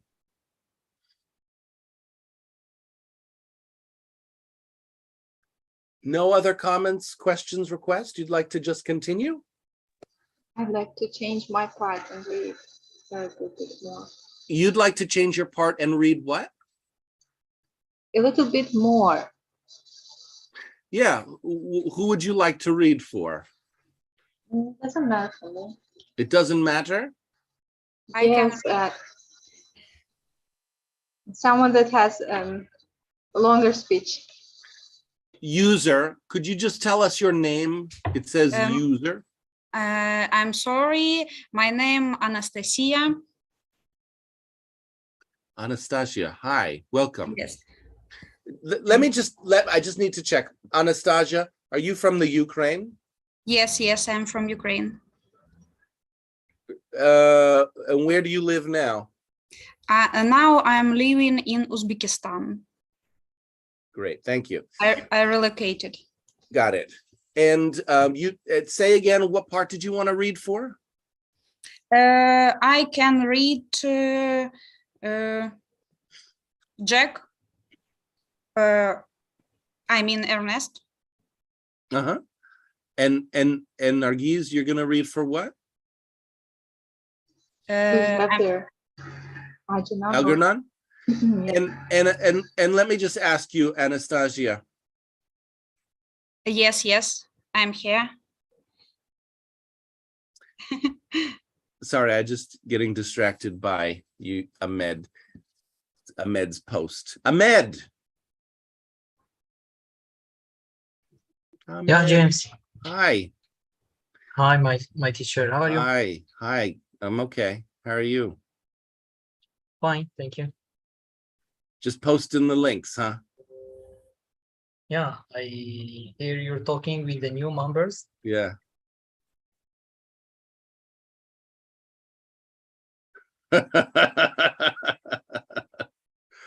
Ahmed. Can't give up those links. Love those links. Ahmed, what if you put the links down for a second and join the party? Would you like to do that? Okay, I'm ready. Yeah, join the party. Don't follow in the footsteps of many people who think that you can avoid what we do by taking on an authority role. like posting the links. You gotta get into the fray a little bit. Get your hands dirty. Would you like, Ahmed, would you like to take over for Nargiz's part and read the stage directions? Okay.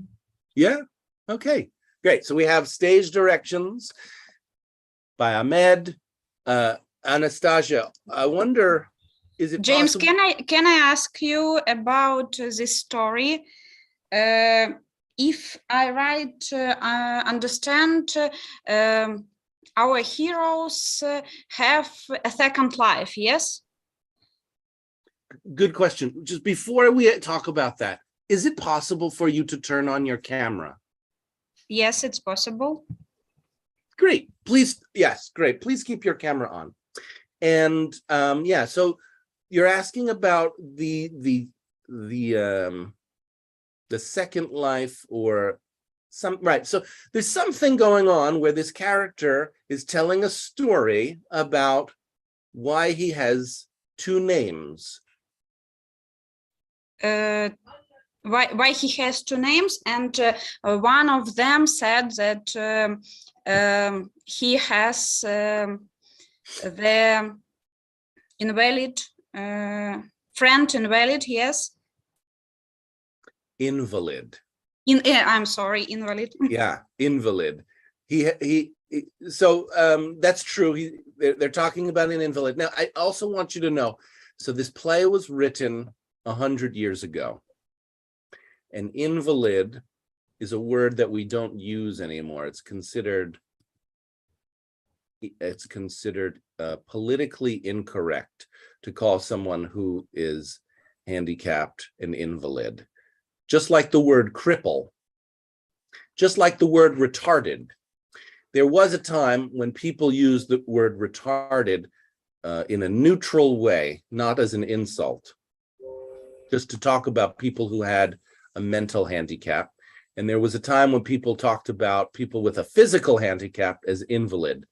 We don't do that anymore. If you do, people will think you're a bad person. So just keep that in mind. But yes, so they're talking about it's a little bit hard to untangle exactly all the relationships, because it's a kind of what I would call, it's a suspicious story. It's hard to tell what is going on, right? He's telling this long, very long explanation about why he has two names. And you should immediately take that as a clue that either he's joking or something very suspicious is going on. Right? Because you need to use your critical thinking, use your common sense. People don't usually just have second names or second lives that they need to explain. And Algernon is being playful, but also he's acting a bit like a detective. It seems that Algernon is onto him in some way based on this cigarette lighter. He says, a cigarette case, he's right. He says, you're a strange guy. What's going on? What's real? Who are you really? So, and that's what the story is about. We want to find out what is going on. Okay, good enough for now for explanation about the story? Okay. Yes, thank you. And so Anastasia, you're going to play Jack / Mr. Worthing / Ernest. And Nargiz, you're going to play Algernon. And Ahmed's with us on stage directions. Let's continue. I'm going to share my screen. If you don't have the links, you could let us know. But I think I posted the links after everybody else joined. All right. Starting from Jack, I haven't asked you to dine with me anywhere tonight. Go ahead. Action. I know you're absolutely careless about sending out invitation. It's very foolish for you. Hold on. I thought you were reading the part of Jack, Anastasia. No, are you reading I'm the part sorry. of? It's okay. Let's just get it clear. Let's just get it clear. Which part are you reading for? Jack or Algernon? Jack. Okay, so I haven't asked you to dine with me anywhere tonight. No, you're absolutely careless about sending out invitations. It's very foolish of you. Nothing annoys people so much as not receiving invitations. You had much better dine with your aunt Augusta. I haven't the smallest intention of doing anything of the kind.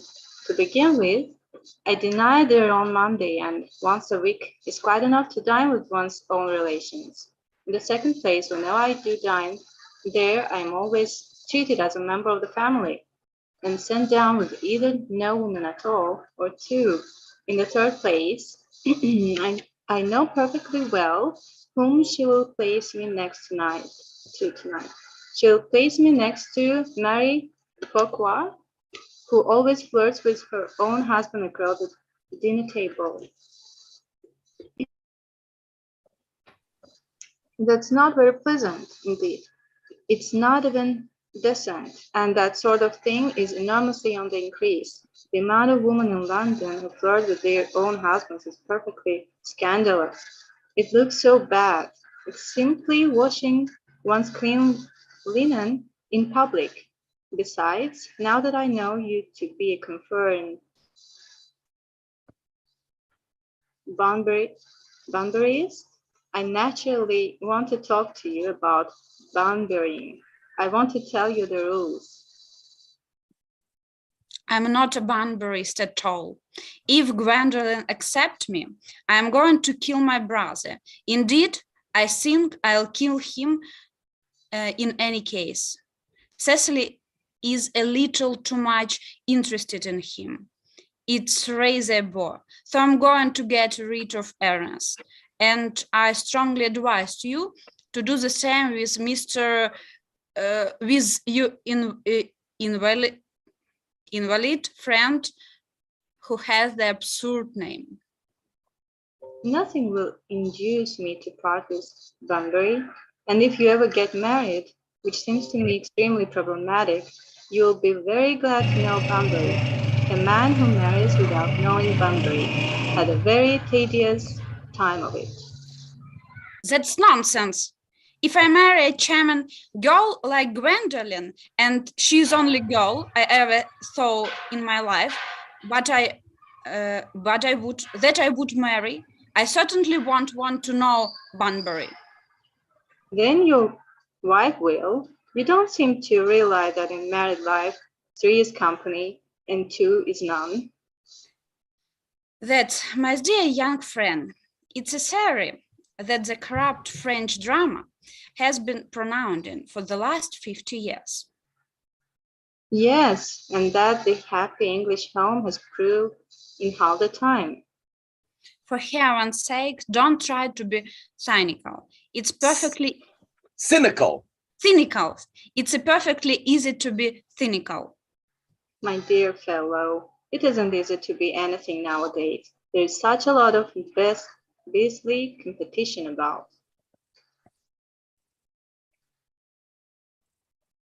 Ahmed? Ahmed, do you want to read the stage directions? The sound of electric bell is heard. Great. That must be Aunt Augusta. Only relatives or creditors ever ring in that Wagnerian manner. Now, if I get her out of the way for 10 minutes so that you can have an opportunity for proposing with to Gwendolen, may I dine with you tonight at Willie's? I suppose so, if you want to. Yes, but you must be serious about it. I hate people who are not serious about meals. It is so shallow of them. Interlawn. Lane. It's a name. Lane. Lady Bracknell and Miss Fairfax. Good afternoon.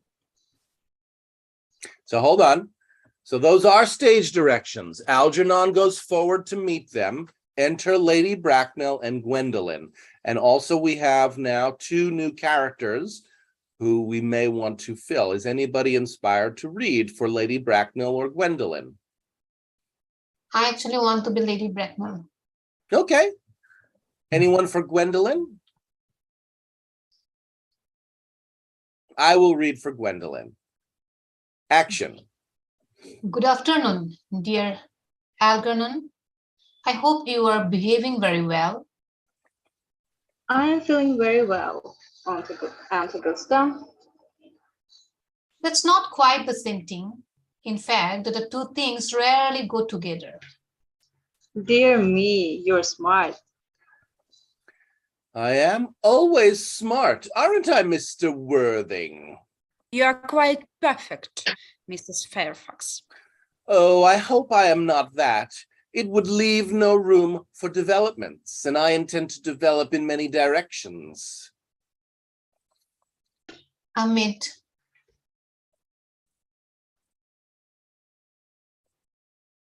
Ahmed, would you like Gwendolyn. to read the stage direction? Gwendolyn and Jack sit down together in the corner. Okay, now I see it because my internet is not stable. Oh. Okay, go ahead. You read it all already. Okay. I'm sorry if we are a little late, Algernon, but I was obliged to call on dear Lady Harbury. I hadn't been there since her poor husband's death. I never saw a woman so alerted.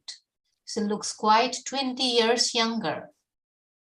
And now I'll have a cup of tea and one of those nice cucumber sandwiches you promised me. Yeah.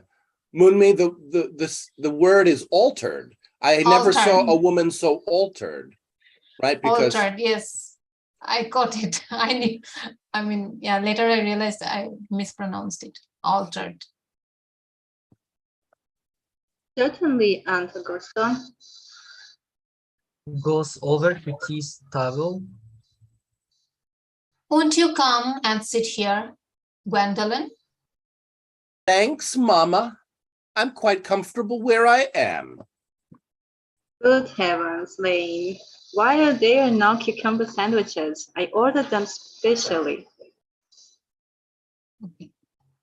Picking up empty plant in I was order. lame too. So am I going to read? Well, There, that's no. Let's get somebody to read for Lane. Who would like to take Lane, the butler servant? Can I? Yeah, go ahead, Solom. Can you turn your camera on? Okay. Great. Go ahead, Lane. There were no cucumbers. There were no cucumbers in the market this morning, sir. I went down twice. No cucumbers. No, sir, not even for ready money. That will do, Lane. Thank you. Thank you, sir. Goes out. I'm greatly distressed, Aunt Augusta, about there being no cucumbers, not even for ready money.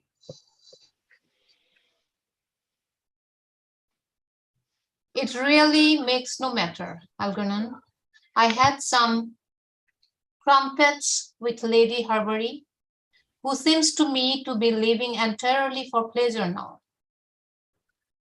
I hear her hair has turned quite gold from grief. It certainly has changed color. From what cause, I, of course, cannot say. Algerians, crosses, and hand tea. Thank you. I've quite a treat for you tonight, Algernon. I'm going to send you down with Mary Farquhar. She's such a nice woman and so attentive to her husband. It's delightful to watch them. I'm afraid, Aunt Augusta, I shall have to give up the pleasure of dining with you tonight after all. I hope not, Algernon. It would put my table completely out. Your uncle would have to dine upstairs. Fortunately, he's accustomed to that. It's a great bore, and I need hardly say a terrible disappointment to me. But the fact is I have just had a telegram to say that my poor friend Bunbury is very ill again. They seem to think I should be with him. It is very strange. This Mr. Bunbury seems to suffer from curiously bad health. Yes, poor Bunbury is a So dreadful noise. invalid.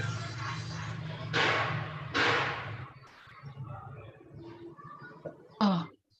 Well, I must say, Algernon, that I think it is high time that Mr. Bunbury made up his mind whether he was going to live or die.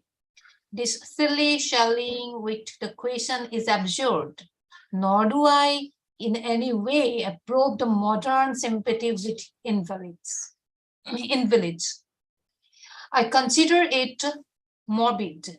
Illness of any kind is hardly a thing to be encouraged in others. Health is the primary duty of life. I am always telling that to your poor uncle, but he never seems to take much notice. As far as any improvement in his ailments goes, I should be much obliged if you would ask Mr. Bunbury from me to be kind enough not to have a relapse on Saturday, for I rely on you to arrange my music for me. It is my last reception, and one wants something that will encourage conversation, particularly at the end of the season when everyone has practically said whatever they had to say, which in most cases was probably not much. I'll speak to Bunbury and Augusto. Is he still conscious? And I think I can promise you he'll be all right by Saturday. Of course, the music is a great difficulty. You see, if one plays good music, people don't listen. And if one plays bad music, people don't talk. But I ran over the program I've drawn out. If you will kindly come into the next room for a moment. Thank you, Algernon. It is very thoughtful of you. Amit is not here. Rising and following Algernon. I'm sure the program will be delightful. After a few French songs I cannot possibly allow. People always seem to think that they are improper and either look shocked, which is vulgar, or laugh, which is worse. But German sounds are thoroughly respectable language, and indeed, I believe it's so. Gwendolen, you will accompany me. Certainly, Mama. Lady Bracknell and Algernon go into the music room. Gwendolen remains behind. Charming day it has been, Miss Fairfax. Pray don't talk to me about the weather, Mr. Worthing. Whenever people talk to me about the weather, I always feel quite certain that they mean something else.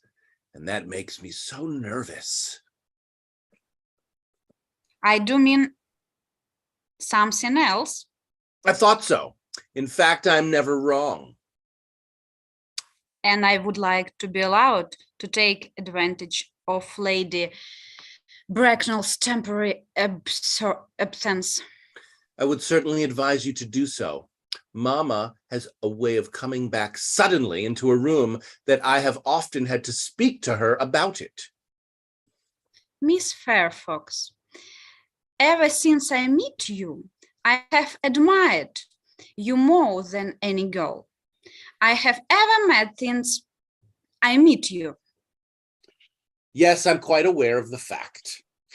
And I often wish that in public, at any rate, you had been more demonstrative. For me, you have always had an irresistible fascination.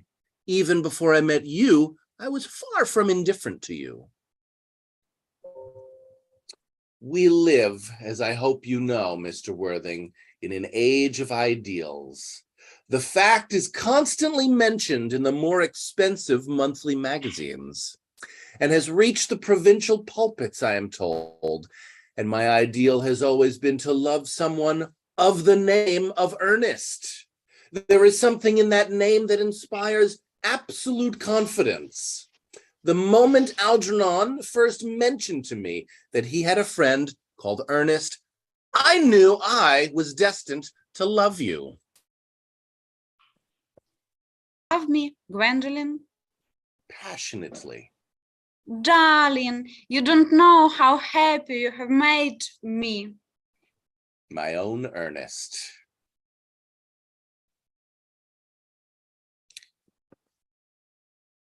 But you don't really mean to say that you couldn't love me if my name wasn't Ernest?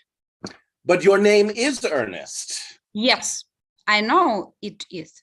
But supposing it was something else, do you mean to say you couldn't love me then? Ah, that is clearly a metaphysical speculation, and like most metaphysical speculations, has very little reference at all to the actual facts of real life as we know them. Personally, darling, to speak quite candidly, I don't much care about the name of Ernest. I don't think the name suits me at all. It suits you perfectly. It is a divine name. It has a music of its own. It produces vibrations. I must say that I think there are a lot of other much nicer names. I think Jack, for instance, a charming name. Jack? Yes. No, there is very little music in the name Jack, if any at all. Indeed, it does not thrill. It produces absolutely no vibrations.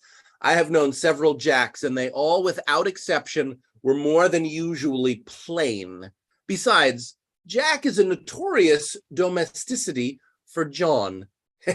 And I pity any woman who is married to a man named John. She would probably never be allowed to know the entrancing pleasure of a single moment's solitude. The only real safe name is Ernest. Gwendolyn, I must get trinested at once.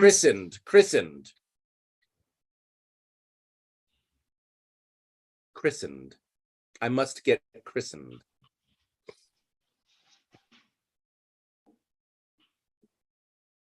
Anastasia? Married at once. There is no time to be Married, Mr. Worthing? Anastasia, are you there? Yes. Okay. Well, surely you know that I love you. I love.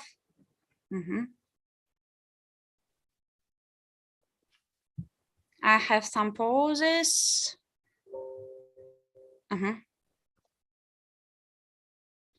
Well, surely you know that I love you, and Miss Fairfax, that you were not. You're breaking up, Anastasia, but I'm going to continue to read. I adore you, but you haven't proposed to me yet. Nothing has been said at all about marriage. The subject has not even been touched on. Well, may I propose to you now? I think it would be an admirable opportunity, and to spare you any possible disappointment, Mr. Worthing, I think it only fair to tell you quite frankly beforehand that I am fully determined to accept you. Gwendolyn. Yes, Mr. Worthing. What have you got to say to me? You know what I have got to say to you. Yes, but you don't say it. Gwendolyn, will you marry me? Of course I will, darling. How long you have been about it? I'm afraid you have had very little experience in how to propose. My own one. I have never loved anyone in the world. Yes, but men often propose for practice. I know my brother Gerald does, and my girlfriends tell me so. What wonderfully blue eyes you have, Ernest. They are quite blue. I hope you will always look at me just like that, especially when there are other people present. Enter Lady Bracknell. Mr. Warding, rise, sir, from this semi-recumbent posture. It is most indecorous. Mama, I must beg you to retire. This is no place for you. Besides, Mr. Worthing has not quite finished yet. Finished what, may I ask? I am engaged to Mr. Worthing, Mama. Pardon me? We're not engaged to anyone. When you do become engaged to someone, I or your father, should his health permit him, will you inform you of the fact? An engagement should come on a young girl as a surprise, pleasant or unpleasant, as the case may be. It is hardly a matter that she could be allowed to arrange for herself. And now I have a few questions to put to you, Mr. Warding. While I'm making these inquiries, you, Gwendolyn, will wait for me below in the carriers. Mama! In the carriers, Gwendolyn.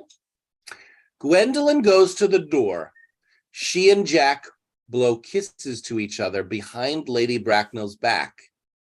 Lady Bracknell looks vaguely about as if she could not understand what the noise was, finally turning around.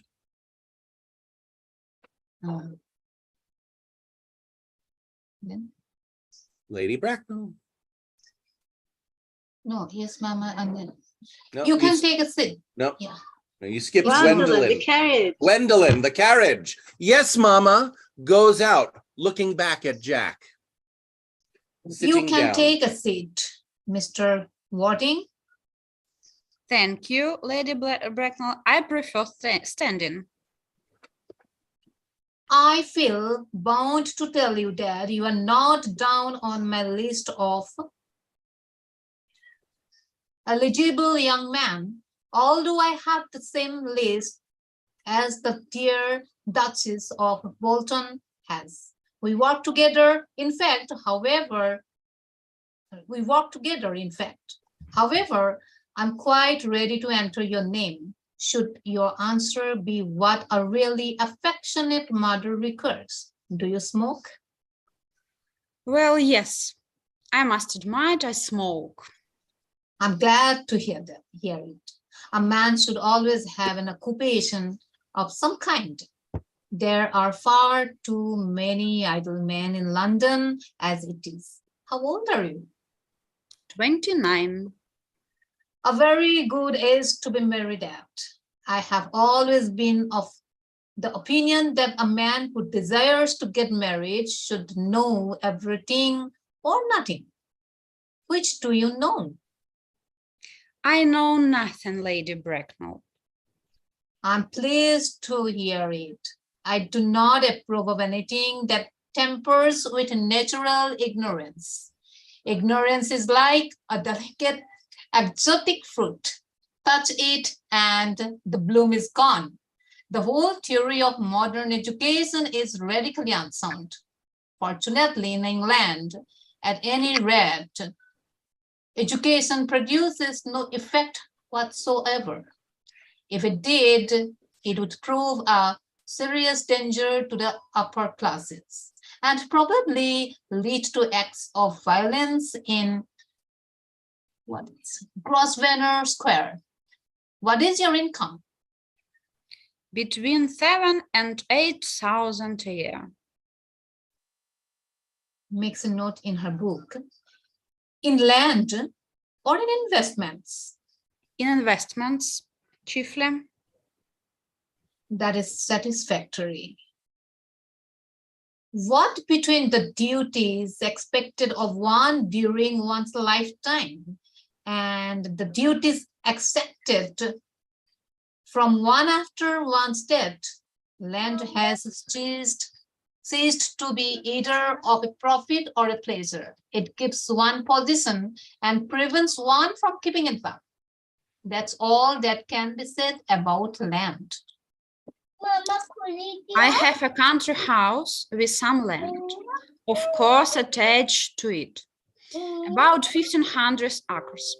I believe, but I don't depend. I don't depend on that for my real income. In fact, as far as I can make out, the poachers are the only people who make anything out of it. A country house. How many bedrooms? Well, that point can be cleared up afterwards. You have a townhouse, a home, a girl with a simple, unspoiled nature like Gwendolen would hardly be expected to reside in the country. Well, I own a house in Belgrove Square, but it's let by the year to Lady Bloxham. Of course, I can get it back whenever I like a 6 months notice. Lady Bloxham? I don't know her. Oh, she goes about very little. She's lady considerably advanced in years. Ah, nowadays there is no guarantee of respectability of character. What number in Belgrave Square? 149. Shaking her head.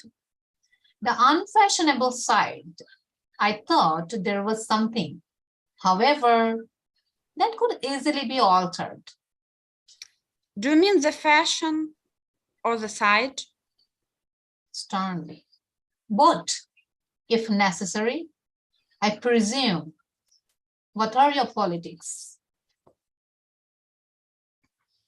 Well, I'm afraid I really have none. I'm liberal unionist. Ah, Liberal unionist. Liberal unionist. Liberal unionist. oh, they count as Tories. They dine with us or come in the evening at any rate. Now to minor matters. Are your parents living? I have lost both my parents. Both. To lose one parent, Mr. Wadding, may be regarded as a misfortune. To lose both looks like senselessness. Who was your father? Carelessness. Carelessness. Both. To lose one parent, Mr. Wadding, may be regarded as a misfortune. To lose both looks like carelessness. Who was your father? He was evidently a man of some wealth. Was he born in what the radical papers call the purple of commerce? Or did he rise from the ranks of the aristocracy? I'm afraid I really don't know. In fact, as Lady Bracknell, I said I had lost my parents. I would be nearer the truth to say that my parents seem to have lost me. I don't actually know that I am my birth. I was found. Found. The late Mr. Thomas Kendall, the old gentleman of very charitable and kindly disposition found me and gave me the name of Worthing because he happened to have a first-class ticket of Worthing in the pocket at that time. Worthing is a place in Sussex. It's a seaside resort. Where did the charitable gentleman who had a first-class ticket for this seaside resort find you? In a handbag. A handbag? Yes, Mr. Bracknell, Lady Bracknell.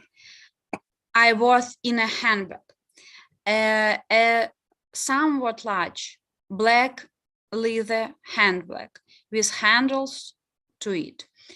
It's ordinary handbag, in fact. Let's take a pause. Let's check back in. How's it going?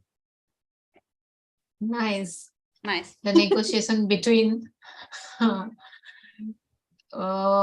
mother-in-law. Yes, negotiation, the marriage negotiation. Hard to tell who is being serious. The daughter, is she being serious? Is she really interested in marrying him? No. She only looks at him eyes, at how he look like, and she's not serious. So she's just playing a joke? Maybe not. Maybe she's not serious as a person. Yeah. It's hard to tell. I don't know. I don't know if she's being silly and serious, or if she's just a silly person, or if she's putting him on. It seems a little difficult to believe that she's really interested in him. But we don't know her. We don't know enough about her, really. So we have to wait and see. And what about the mother? Mother is serious. Yes. The mother is being serious. Well, she's certainly being, Yeah. she's certainly because- being protective. Yeah. For, her daughter's future. Yeah. I can tell that the mother asked all questions that the same mother. That every mother, then that every is a mother. typical mother character. Yeah, that Yeah. is typical mother character. Yeah. It's true. There is something typical about the way she's asking questions. I still can't help but feel that there's something ridiculous about it too. There's something kind of that feels a little odd about her questioning. I know it just feels exaggerated to me.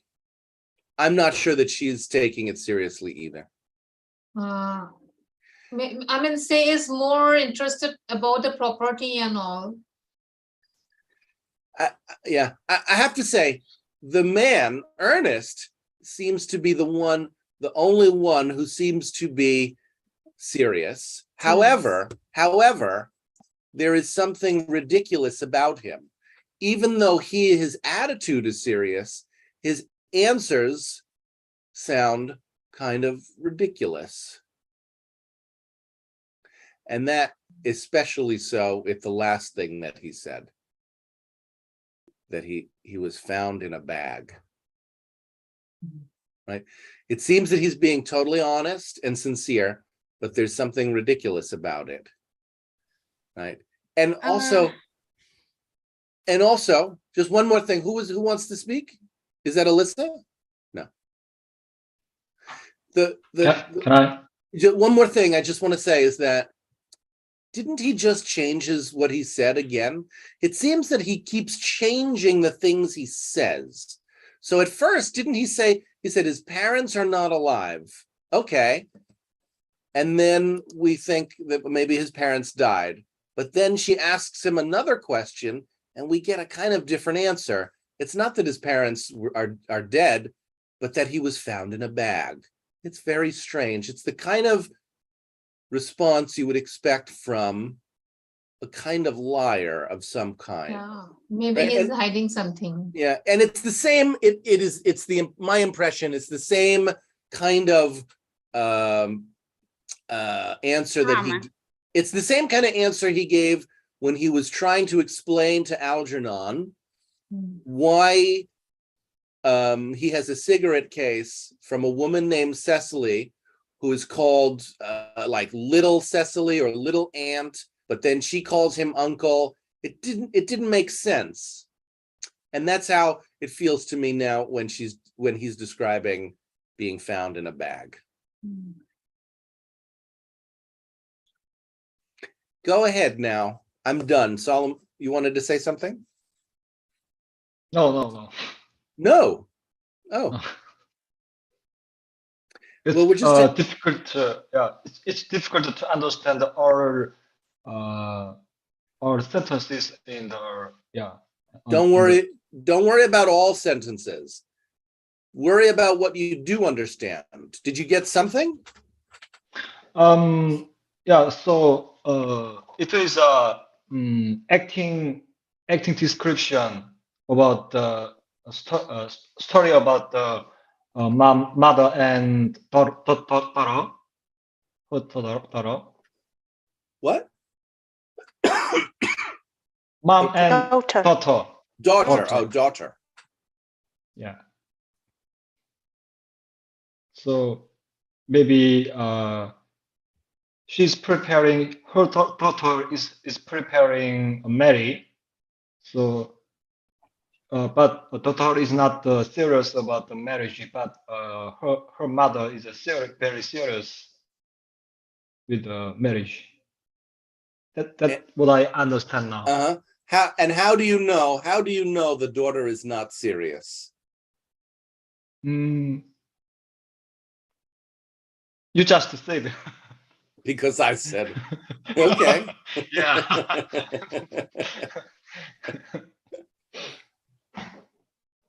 It's true. I did say that. What do you think about the mother and daughter interaction? She says, I want to marry him. And the mother says, no, that's ridiculous. We will let you know when you're going to get married and engaged. She said that only after she knows about that he hasn't parents, and about Gwendolyn, I can add that That's not true. it's not true. No, the mother said that before she found out about the parents. The mother said that as soon as she came into the room and Gwendolyn announced, I am engaged. The mother didn't know anything about Jack, and she just immediately said, no, you're not engaged. I will let you know. I will let you know. I will talk to your father and we will let you know when you are engaged. And then you can be surprised and happy or unhappy. That's the way girls find out about marriage. Not So in a way, say the daughter has no freedom of choosing partners. Right. Why? Why she didn't have a freedom to choose whose husband? No, because mother has already said, we will decide when is your engagement and all, we will decide and then let you know. When she said, engaged, already they are engaged, but mother said that we will decide, you are not engaged, but we will decide when you, or we'll let you know. And then she started inquiring with the man. Remember, the mother is making a list of eligible men. The mother is making a list of men, and she said, you're not on my list. Yes. I'm a little bit confused about the situation here. If the family of the girl not accepted the idea of marriage, or because her daughter is still not have a responsibility to get married.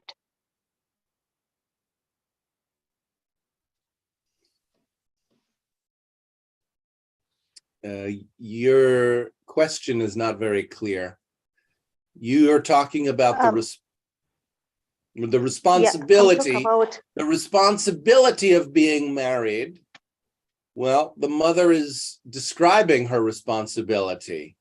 The mother describes the daughter's responsibility as finding out from the parents about the engagement offer. So that's meaning of the family of this daughter still have idea about how to choose a husband for their daughter. Yeah. That's different because if the mother see her daughter is still young and don't have any responsibility and adequate for marriage, yeah? It's not about being young. It's about how a husband is chosen and selected. Aha, I get it now. Thank you. Clearly, she is not too young to get married. That's why the mother has a list, because the mother is researching. Here I'm not meaning of young about the age, but young in the how to dealing about the hard situation. If you get married, that's the meaning of have a lot of responsibility. Maybe you are age enough, 28 or 30, but her mind still not fully adequate. No, I don't think that the mother is describing it that way. The mother is treating the woman as not needing any responsibility. The wife is being described almost like a pet, right? When the mother talks to Jack, the way she talks about the wife is kind of like a pet. She says, "Do you have a house in the city?" Mm-hmm. Gwendolyn only knows how to live in the city. You can't expect her to live in the country, right? This is not the way we talk about someone who has responsibility. This is more like, oh, will she enjoy the house that you provide, or will she be bored? The idea is that the man has the responsibility to provide for the wife by being a person of character, by being well known, by having a house, by having a good salary, by having a good family with living parents. That's all of the things that she's checking up on. He doesn't really seem to meet those requirements, but it's not anything about the girl's responsibility. Okay, I get it. But the question is, does the girl love the man or no? Here. Well, that's what we've been discussing. It seems a little hard to believe that she has any real interest in him. I think she just met him. Or no, she didn't just meet him, excuse me. She does talk about being interested in him and wanting him to propose for a long time. So she does know him, but it still feels a little strange, right? Doesn't it feel strange? The main reason that she loves him is because he has the right name. That doesn't feel authentic. That feels like a joke, or it feels silly. How often do you know of a woman who falls in love with some man just because they have the correct name? That doesn't usually happen. Right? No one. No one. So that is a clue. We cannot ignore that. Something strange is going on. We don't know what. but we cannot believe that she is marrying him or wants to marry him because he has the correct name.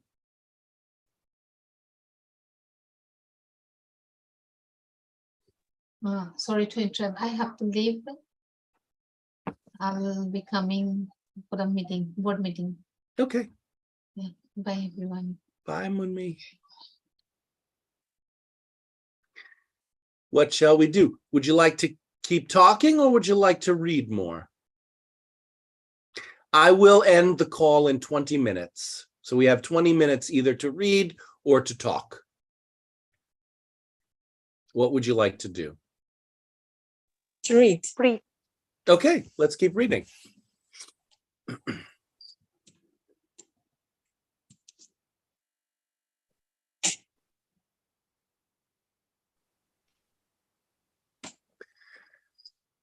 Who would like to take over Munmi's part for Lady Bracknell?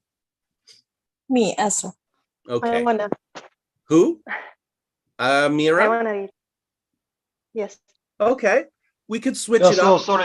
sorry, teacher. I have a question. So, who is Lady Brack? Who is Lady Bracknell? It is the mother. Yeah, yeah. It's Gwendolyn's Yes. mother. Okay, okay. So, who is the daughter? Her daughter? The daughter's name is Gwendolyn. Gwendolyn. Okay, thank you. Sure. Oh, sorry. Who is Jack? Jack is Ernest. He's the man he's the man who the play is named after, Ernest. The protagonist. The protagonist, right. He's the man who is proposing to Gwendolyn. He's in love with Gwendolyn. That's who Jack is.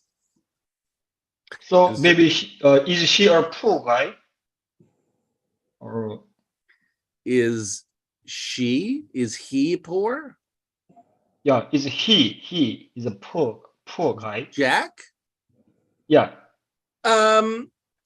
We get the impression that he is not rich, but maybe not poor. He says he has a house and he has a salary, so probably somewhere in the middle. Okay, middle. Okay, thank you.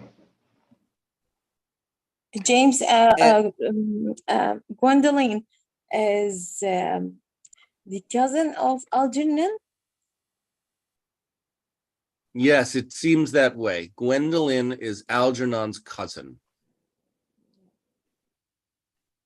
So can I speak as a Jack because I'm a guy preparing the marriage. Sure, if that's okay, Anastasia. Salam will take over for the part of Jack. And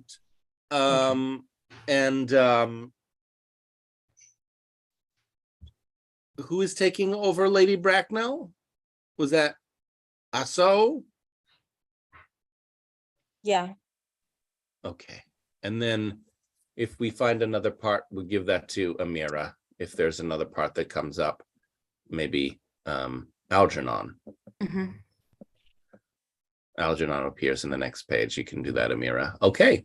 So from page 27, Lady Bracknell, in what locality? Go ahead. Where is that line? Okay. Top of the page. Page 27, top of the page. Lady Bracknell, in what locality did this Mr. James? Yeah. In what locality did this Mr. James or Thomas Cardew come across this ordinary handbag? Oh, I'm sorry. We switched your part, Anastasia. I don't know if you heard. We gave your part to Salam to give him a chance. Yes, I know. Okay. Thank you. The cloakroom at the Victoria station. It was given to him in the mistake for his own.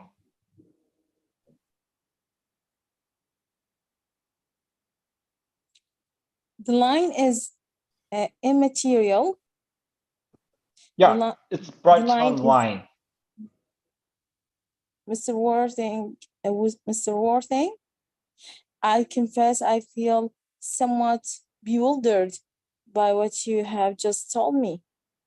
To be born, or at any rate bright in a handbag, whether it had handles or not, seems to me to display a con- contemper, con- Contempt, hatred, contempt. Yeah, display a contempt for the ordinary decencies of family life. That Decencies. Decencies. Okay, of family life that remind one of the worst excesses of the French Revolution. And I presume you know what the unfortunate movement led to. As for the particular locality in which the handbag was found, a cloakroom at a railway station might serve to conceal a social indiscretion, has probably indeed been used for that purpose before now, but it could hardly be regarded as an assured basis for a recognized position in good society. May I ask you then, what would you advise me to do? I need hardly say I would do anything in the world to ensure Gwendolyn's happiness. I would strongly advise you, Mr. Worthing, to try and acquire some relations as soon as possible, and to make a definite effort to produce at any rate one parent of either sex before the season is quite over. Well, I don't see how I could possibly manage to do that. I can produce the handbag at any moment. It's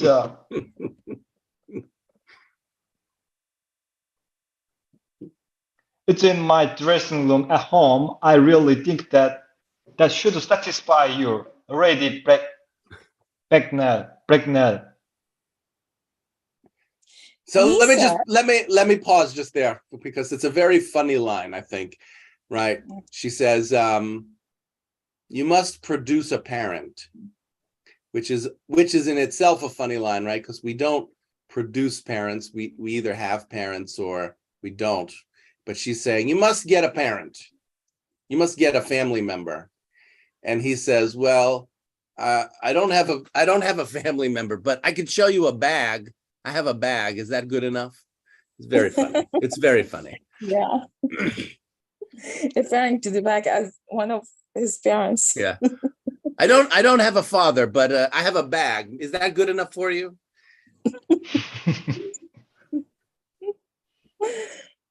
Very funny. Go ahead. Okay. Lady Bracknell. Me, sir.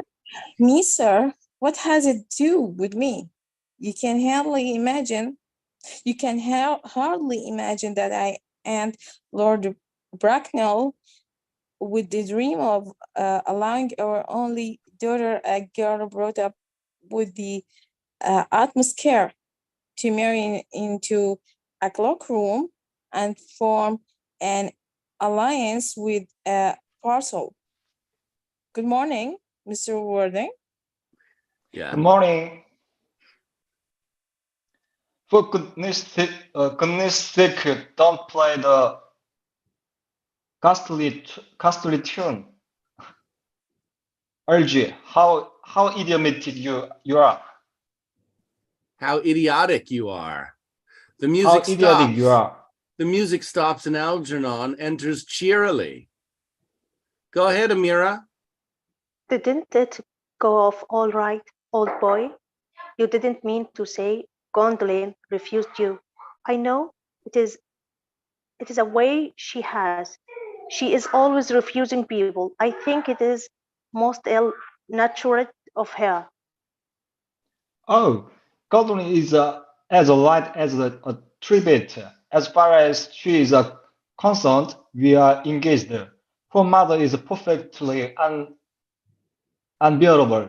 never met such a Gorgon. Gorgon. I don't Gorgon. know- Gorgon. Gorgon is a Gorgon. monster. Gorgon is a monster from Greek mythology that will turn you to stone and breathes poisonous gas. It's like a magical bull. Okay. Never met such a Gorgon. I don't really know what Gorgon is like, but I'm quite sure that Lady Bracknell is one. In any case, she is a monster without being a myth, which is rather unfair. I beg your pardon, Algie. I suppose I shouldn't talk about your own aunt in that way before you. My dear boy, I love hearing my relations abused. It is the only thing that makes me put up with them at all. Relations are simply a tedious pack of people who haven't got the remotest knowledge of how to live, nor the smallest instance about when to die. Oh, that's nonsense. It is not. Well, I won't argue about the matter. You always want to argue about things. That's exactly what tanks were originally made for. Upon my word, if I thought that, I would shoot myself. You don't think there is any chance of Godwin becoming like the rightful mother in about 150 years, do you agree? All women become like their mothers. That is their tragedy. No man Tragedy. does. Tragedy. No man does. That is his. Is that clever? It is perfectly phrased and quite as true. Phrased. And quite as true as any observations in citizen life should be. Civilized life should be. I'm sick to death of cleverness. Everybody is clever nowadays. You can't go anywhere without meeting clever people. The thing has become an absolutely public nuisance. I wish nuisance. Absolutely public nuisance. I wish to goodness we had a few furs left. We have. I should extremely like to meet them. What they talk about? The fools? Oh, about the clever people, of course. What fools? By the way, did you tell Gondlin that?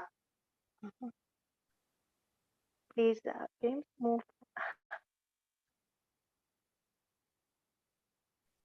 The truth about you being a mist in town and Jack in the country?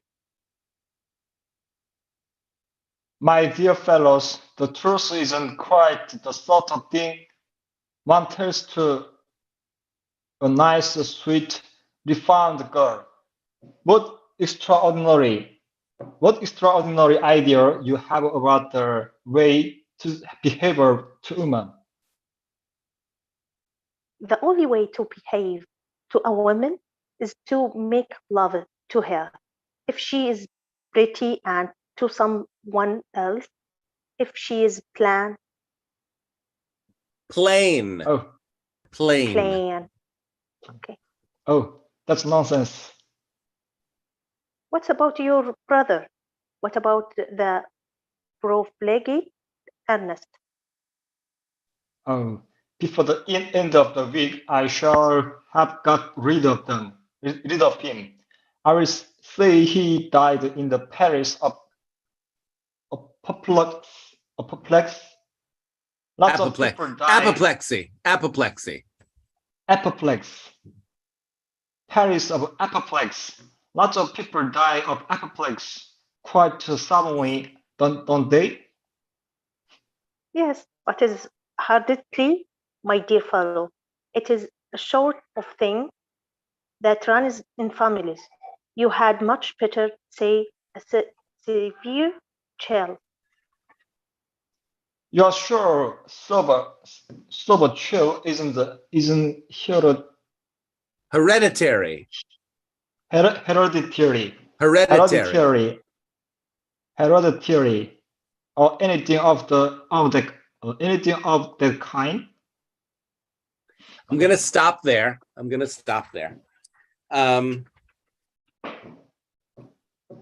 We have 5 minutes left, so let's do surprises and learnings. Surprises, learnings, satisfactions, dissatisfactions, discoveries, or next moves.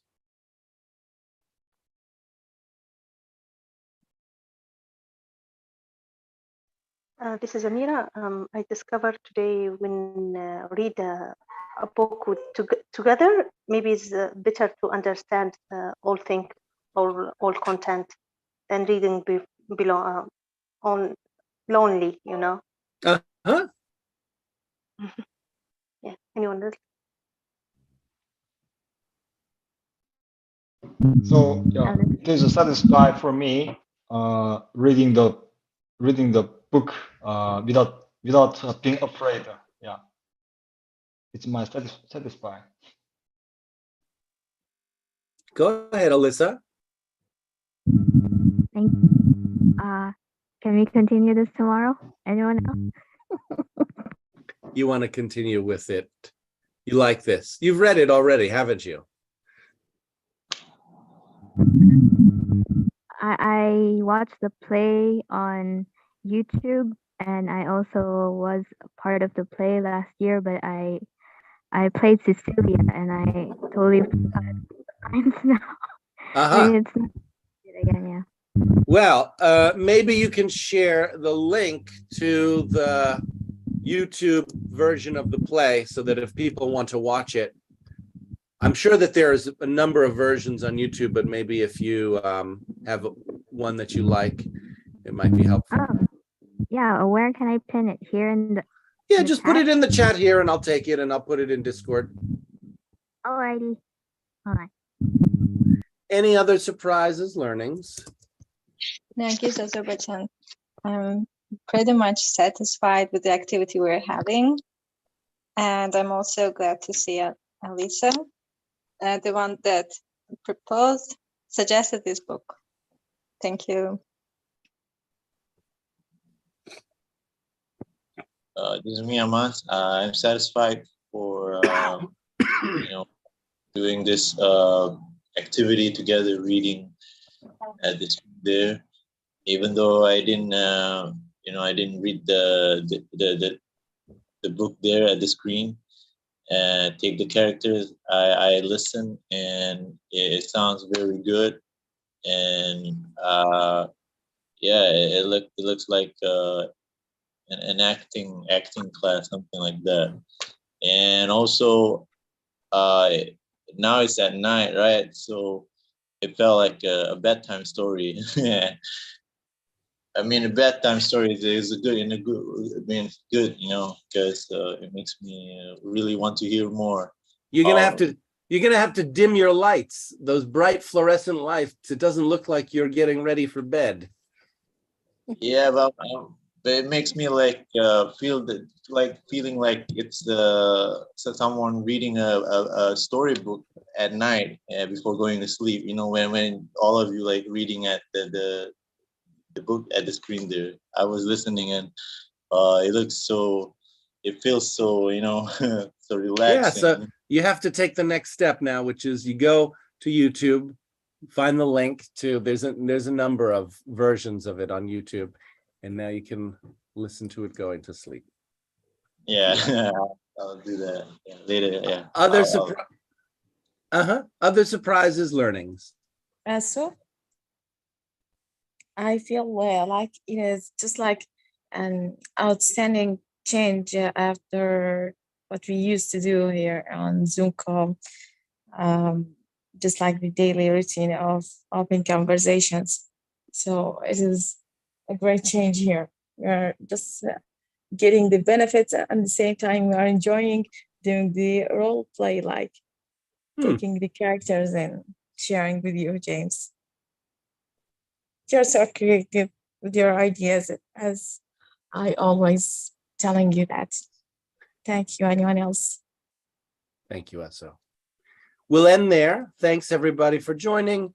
We will have, in an hour, we'll come back for the board meeting, but for class, we're done for today.